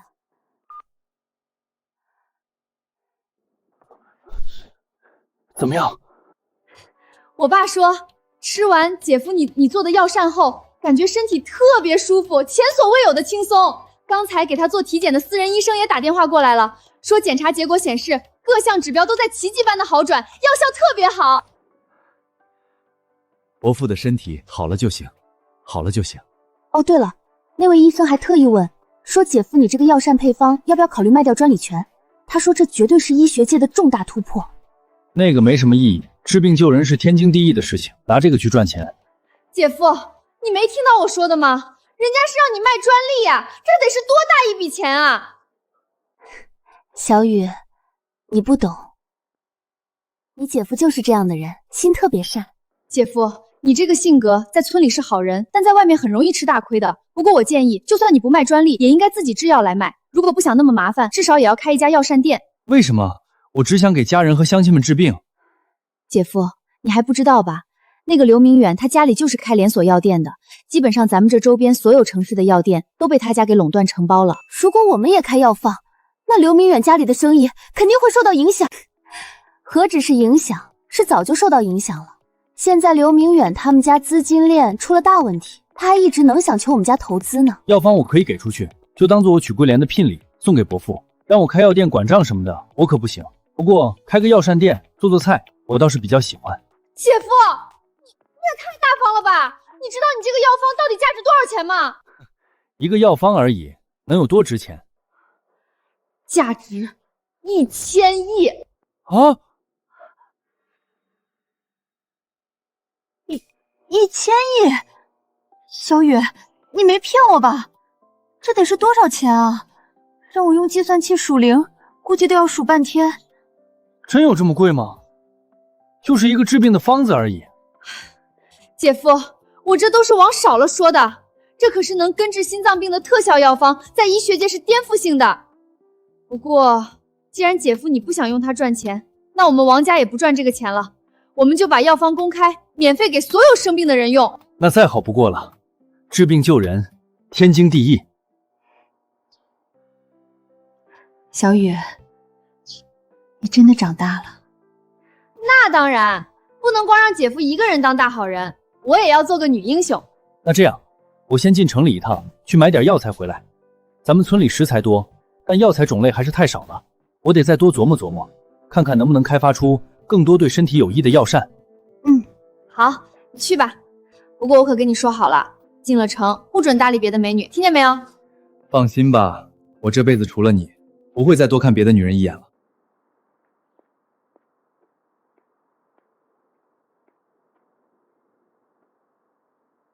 老板在吗？我想买点药材。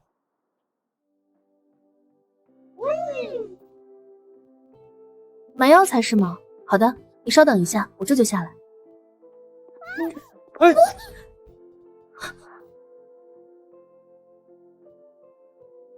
那个，你没事吧？没事，谢谢你。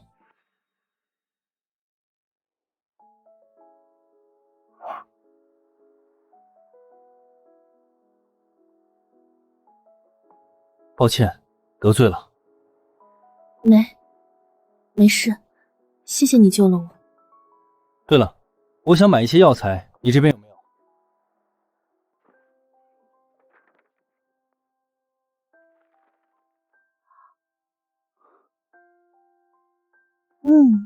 有点意思。你这是打算做菜？你看得懂药膳？你先做。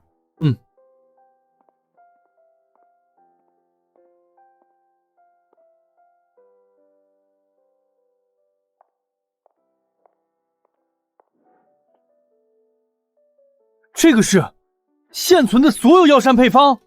药膳的本质是滋补，用药食同源的道理调理身体。但是它还有一个本质，你觉得是什么？好吃。你也觉得药膳的核心是好吃？抱歉，我太激动了，我还是第一次遇到和我理念相同的人。姑娘，实不相瞒，我打算开一个药膳饭店，想和你们药店签署一份长期的购买药材协议，您看可以吗？哟，婉婉姑娘，你们店里面所有药材我全包了，你还敢出现在我面前？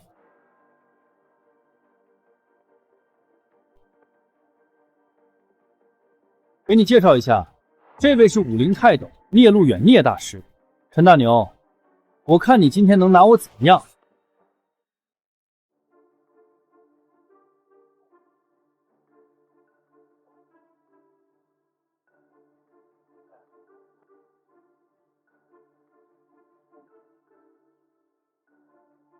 你们有仇？看这架势，倒是针锋相对的很。婉婉姑娘，别被他骗了，他就是个山沟沟出来的乡巴佬。山里的怎么了？大家都是人，不分高低贵贱。苏婉晓，你搞清楚，刘氏是苏家大客户，你竟为这废物跟我作对。客户？早知道你是这样的人，绝不合作，这笔生意不做了。好，非常好，聂大师，给我废了他们。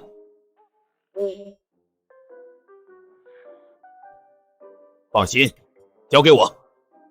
聂大师出绝招了，你等死吧！哈哈哈哈！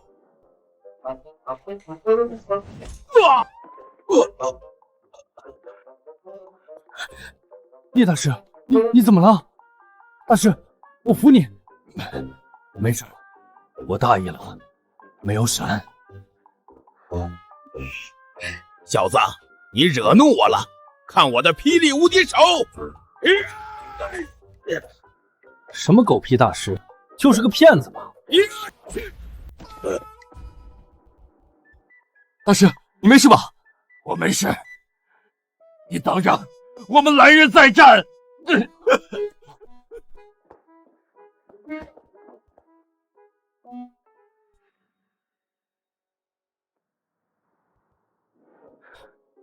哼，真是阴魂不散，哪儿都能遇到。这个刘家的药材供应一直有很多问题，我们苏家家大业大，他们不敢克扣，但是别的小药材商就难了。这个刘家真不是人，畜生一个，老子早晚收拾他们。如果你要开药膳饭店，光有一个药材可不够，这个你拿着。不行不行，这么珍贵的古籍我不能要。放在我手里，它就是一本旧书，根本发挥不了作用。只有在你手里，它才能展现真正的价值。我拿也可以，要不你入股吧，如何？你这算盘打得真好，让我免费给你提供珍贵药材，饭店的风险还要我来承担。那没有，你帮了我这么大忙，赚钱嘛，肯定要大家一起赚，才最开心。我答应你，不过我也有个条件。条件？什么条件？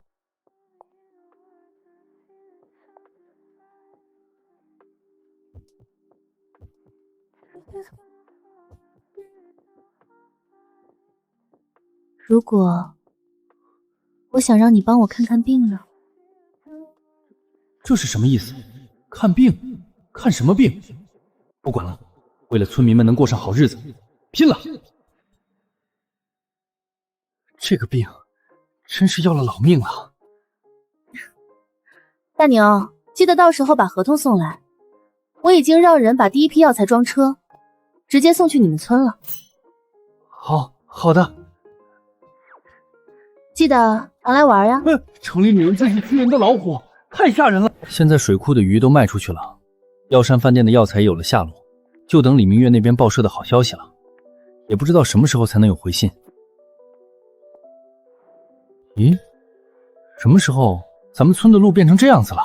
大牛，你可算回来了，快来，村里来客人了。客人？什么客人？我也没邀请别人来啊。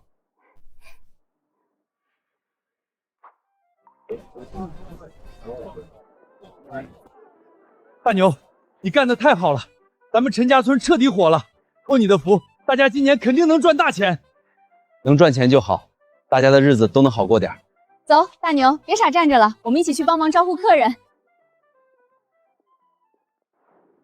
没想到陈家村真被他搞火了，看来那古墓的事情是彻底没着落了。不行，老子不爽！你们这群泥腿子也别想好过！爸，帮我联系一下王家，我要见王家老太太。对，就说王家的女儿嫁给我们这儿的乡巴佬了。陈大牛，我得不到的，你也别想安稳拥有。我看你怎么跟王家交代。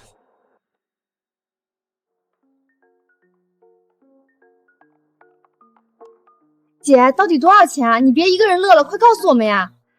你们看，这才短短3天，光是我们村口土特产和饭店的流水就赚了10几万，这还没算上各家各户的民宿收入呢，这么多！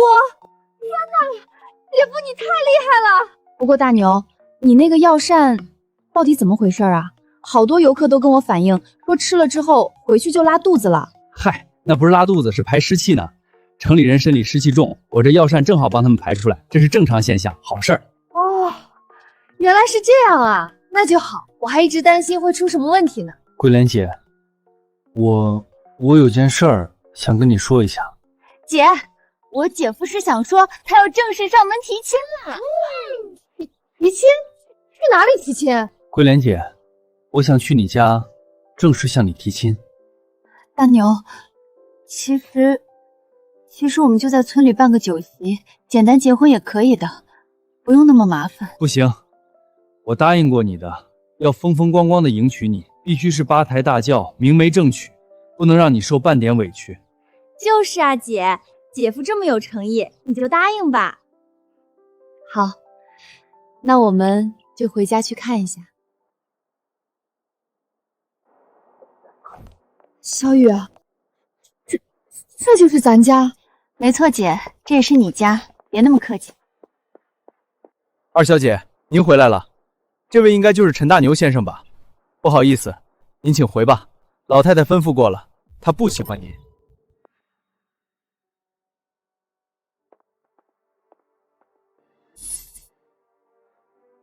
不欢迎大牛，那我们也不来了。什么狗屁地方！姐，你别着急啊，到底怎么回事？我问清楚。李叔，我妈不是同意了吗？怎么老太太又变卦了？二小姐，老太太昨天见了刘明远，并且知道了陈大牛先生的身份，所以老太太不同意。又来这套，是不是又瞧不起我们乡下人？大小姐，您误会了，老太太说了，不是因为乡下人的问题，而是如果大小姐您没有流落在外，以您的身份，陈大牛连和您说话的资格都没有。没事的，桂莲姐，我在外面等你们。既然是你家人，你进去见见也好。老太太，今天你要是不让陈大牛进这个门，我王桂莲这辈子也不回来认这个亲。等一声，女儿，你们等等。爸，如果不欢迎我们，就该提前说。我们人都到门口了，你们却不让进门，这是什么意思？羞辱我们吗？家里又不是我说了算，你奶奶的脾气你还不知道吗？大牛，这就怂了。我可告诉你，老太太不全是那么不讲理，而且刘明远现在就在屋里，跟你未来岳母聊得正开心呢。好，我跟你们进去，我倒要看看是怎么回事。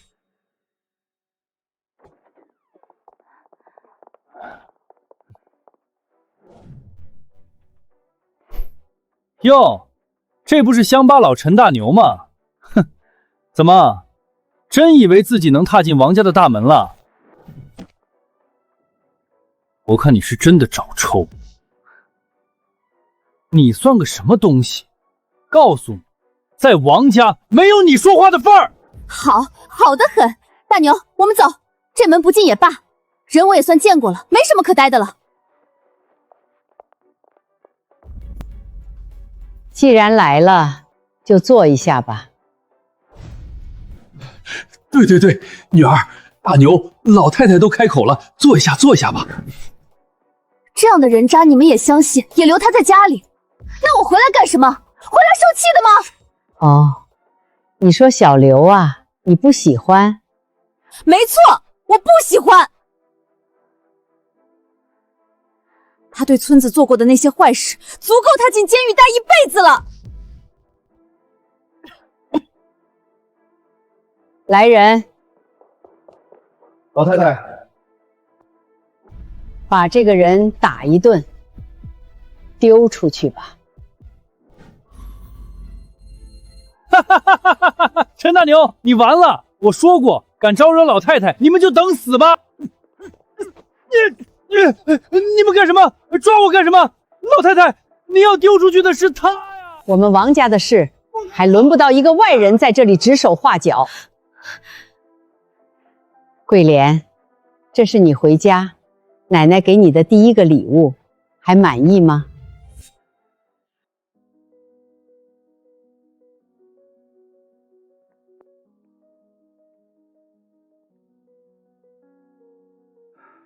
怎么很奇怪对吗？我妈暂时不会接受你，大牛。为什么？我就是想和大牛结婚，怎么就不行了？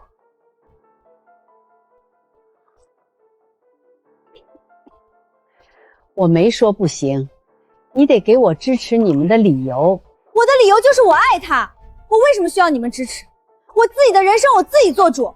再说了，我们现在经营的度假山村也不少赚，我们能养活自己。来人，把箱子拿上来。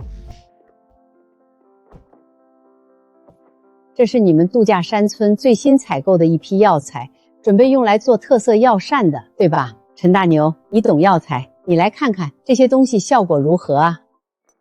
这些都是假的，用普通草根熏制染色，不仅没有药效，吃多了还会上身。没错，全被调包了。你不可能每一份药材都亲手烹饪，只要出一次问题，就只一次，你就得进去。怎么会这样？到底是谁做的？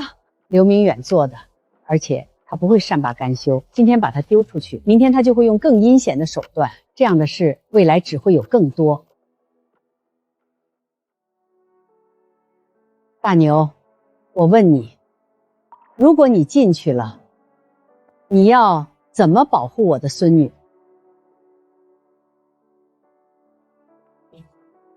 大牛，不管你将来如何，我都认定你了。妈，您就别吓唬大牛了。您要真想拆散他们，也不会费心查出刘明远的陷害，还当着我们的面拆穿了。就你多嘴。陈大牛，你会不会治病？会。那好，城郊的白河区域发生了洪水，很多人泡在水里，身体都出现了各种病症，急需见效快的药汤。你能不能熬制出来？能。妈，白河那边的情况可不简单，官方都已经介入了。这件事儿，您确定要接下来？错，不是接下来，是去帮忙。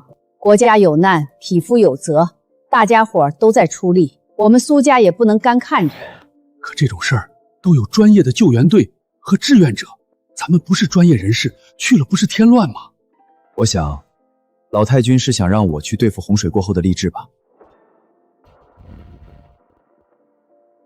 你看出来了，刘家的手段确实高明。每年水灾过后，痢疾都会肆虐一段时间，需要很长时间才能控制住。他们就是靠着这个发灾难财。但是我不想看到百姓再受这种苦，所以大牛，拿出你的真本事来。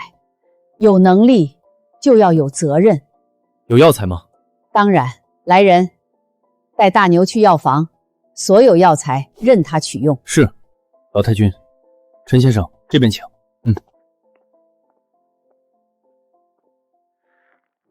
奶奶，您就别为难大牛哥了，他已经证明自己了。为难个屁！就是因为你们一个个都这么心慈手软，才会被刘明远那种小人骑在头上。要是换做我年轻那会儿，他敢这么算计我，我早就把他埋土里了。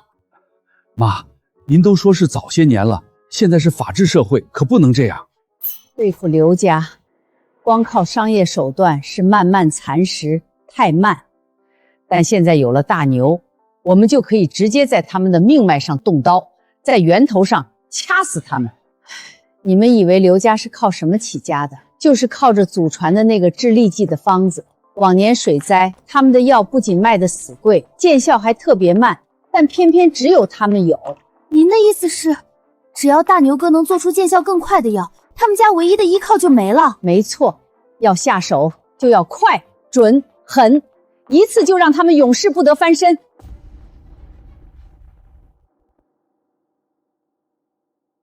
搞定。这么快？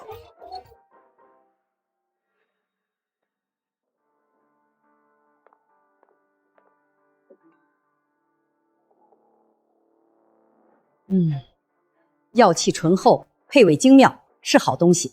来人，立刻送到集团的实验室去，用最快速度给我出检测报告。对比刘家的药，我要精确到每一个数据。是老太君。这是配方。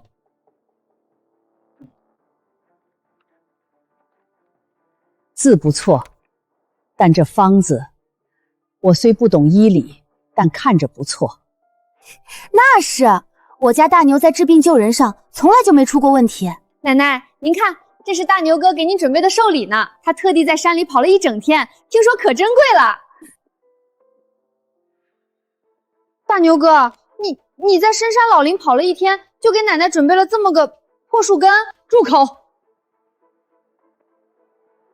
亏你还是在苏家长大的，连百年何首乌都不认识吗？什么？百年何首乌？这个得要好多钱吧？钱都是次要的，这种年份的何首乌根本就是有价无市的稀世珍宝。大牛，你这份礼物太贵重了。没什么，桂莲是我的女人，那你们就是我的亲人，对亲人好是应该的。好，有心了。老太君，检测结果出来了。说。报告显示，陈先生的药效是刘家祖传秘方的10倍，而且药性温和，没有任何副作用。好，立刻安排下去，连夜熬制，明天一早就把药送到灾区去。这次我要让刘家彻底翻不了身。至于你们的婚礼，我同意了，挑个好日子，风风光光的办了。这个苏家下手真狠，一点礼貌都不懂，粗鄙。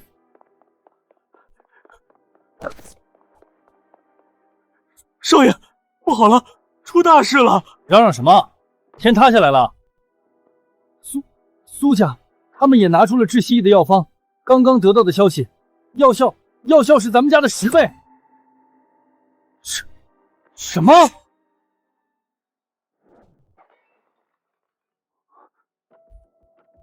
？10倍药效？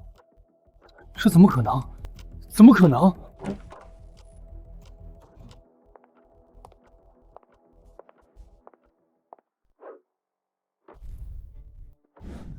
爸，你回来了，你听我解释。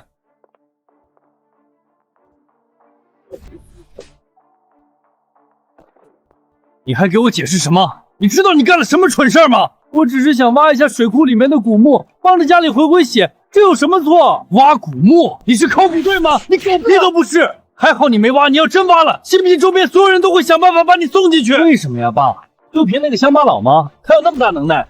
呵呵，乡巴佬，你到现在还觉得他是个乡巴佬？你可真是不知天高地厚。人家很聪明，不管做什么都是拉着全村人一起做。水库是全村的，药方收益也是全村的。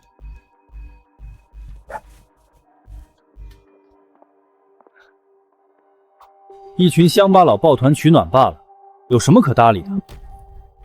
我怎么就生出来你这么个废物？你以为他只是为了一个村子？陈家村那边一旦发展起来，周边的交通、旅游、商业，方圆10几公里的城市经济都会被带动，那会带来多大的利润？那岂不是说，现在所有人都指望着陈家村，都向我们刘家倒下？爸，你快说，我到底该怎么做才能挽救回来？我不想坐牢，我不想刘家完蛋呀！什么乡巴佬？苏家老太君已经亲口承认，他现在是王家的未来继承人。你得罪的是未来的王家之主，蠢货！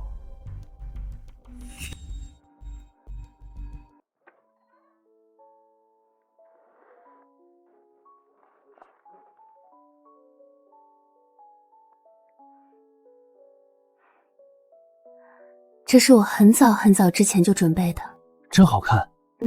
其实我很早就想结婚，只是客死的人太多了，我自己都怕，我怕会连累你。没事，我不怕，桂莲姐，有我在，什么牛鬼蛇神都进不了你的身。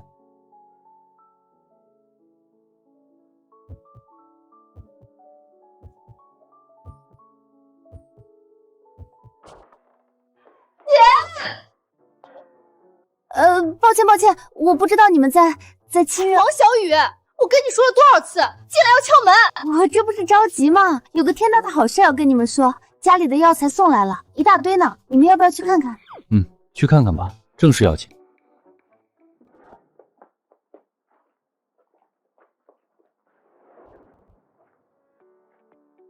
这么多？那当然了，之前被那个刘明远调包的药材，苏家那边帮我们全找回来了。而且我跟你们说个更劲爆的，刘家彻底完了。听说那个刘强因为商业诈骗和多项罪名已经被抓了，刘明远下落不明。恶有恶报，这条疯狗突然消失，绝对不会干什么好事。他现在一无所有，肯定会来报复，得预防一下。大牛，和你说个事儿。村长，怎么了？这么着急？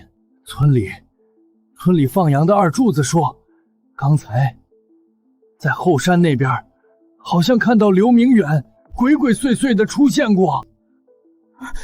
他想干什么？难道是想报复我们？报复？他想来，我就怕他不敢来。我有个办法，需要大家配合我演一场戏，保证一次性就让他再也翻不了身，把他亲手送进去。陈大牛，王桂莲，你们给我等着！你们从我身上夺走的一切，我要你们千倍百倍的还回来！哎，你们是没看着，那药材堆得跟山一样高，就在村东头那个大晒谷场上，可不是嘛？多亏了大牛，咱们村又能过上好日子了。那是，大牛可是咱们村的大能人。哎，就是那么多药材堆在那儿，可得看好了。这天干物燥的，万一走了水，那可就全完了。放火？对呀，我怎么没想到？只要一把火烧了那些药材，我看你陈大牛拿什么交差？你的名声、你的钱，全都会化为灰烬。不过，我得先想办法混进村子里。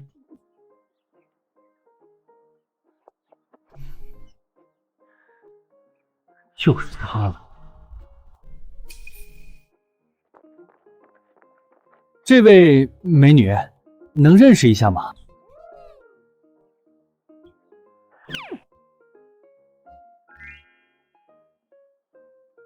哟，你谁呀？我们村的，长得倒是怪好看的。我是外地来的，想找个亲戚，结果迷路了。美女，你能带我去村东头那边看看吗？我不太认识路。村东头？那可不行，那边现在堆满了村里的药材，不准外人靠近的。万一你是坏人怎么办？我给你钱，通融一下怎么样？钱？老娘不稀罕。不过嘛，你要是真想让我带你去，也不是不行。你有什么条件？你陪我回家一趟，我就带你去。什么？怎么？不愿意啊？不愿意就算了。哎，等等！为了烧了那些药材，为了报仇，老子今天就豁出去了。好啊，能去美女家做客是我的荣幸。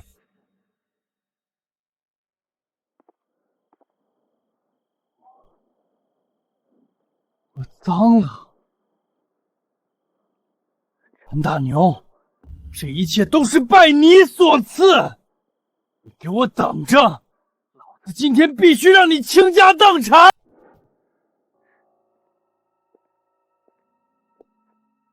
哈哈哈，终于让我找到了，陈大牛啊，陈大牛，这么多药材，你估计能赚不少钱吧？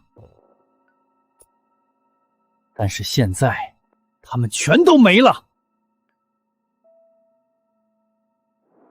哈哈哈哈哈哈！烧，都给我烧光！陈大牛，让你欺负老子，你们全都给我去死吧！哈哈哈哈！快来人啊！村东头着火了！操，那个疯婆娘折腾死老子了！我跑不动了。刘明远，我们又见面了。你怎么来的这么快？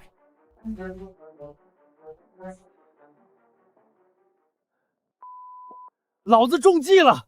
你们合起伙来给老子挖坑是不是？也不是挖坑，是你自己想跳进来的。大奎，你感觉如何？大牛，你人可真好。哎，要不先别着急把他交给执法队了，你先让我再带回家呗。随你。救命！救命啊！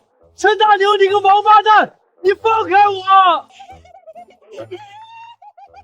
男人，我终于有男人了，跑不掉啦！大奎，你轻点啊！你这招也太损了。没办法，当时是柳大亏自己主动站出来要帮忙的。不过这家伙是真敢放火，这可是大事。我已经联系执法队了，放心吧，一会儿就给他送进去。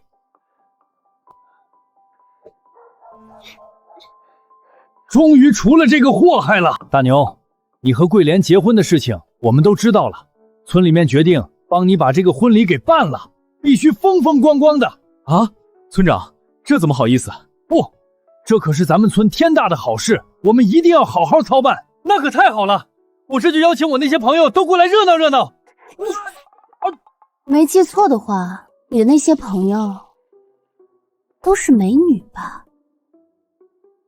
哎呦，桂莲姐，对不起，我错了，我也不想呀，我哪知道这么受欢迎。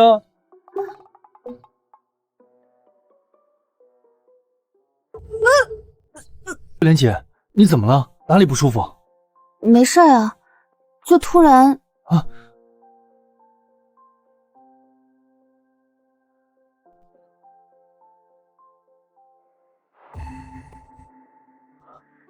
桂莲姐，你怀孕了，我们要有孩子了。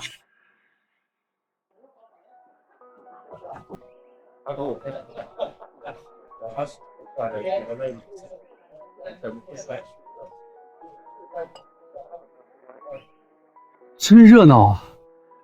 怎么，这就紧张了？我以为你小子天不怕地不怕呢。这毕竟是第一次结婚，没经验。第一次，听你这口气，还想有第二次？你小子可以呀，桃花运真旺。你看那边好几个姑娘都为你掉金豆子呢。别人喜欢我，我控制不住；但是我喜欢谁，我能决定。我这辈子就认定桂莲姐一个人。你知道新娘子来了。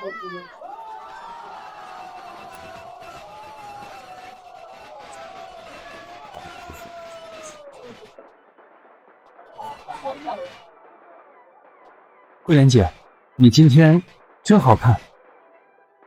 都老夫老妻了，还说这个，一辈子都看不腻。良辰吉时已到，新人拜堂成亲，一拜天地，二拜高堂，夫妻对拜。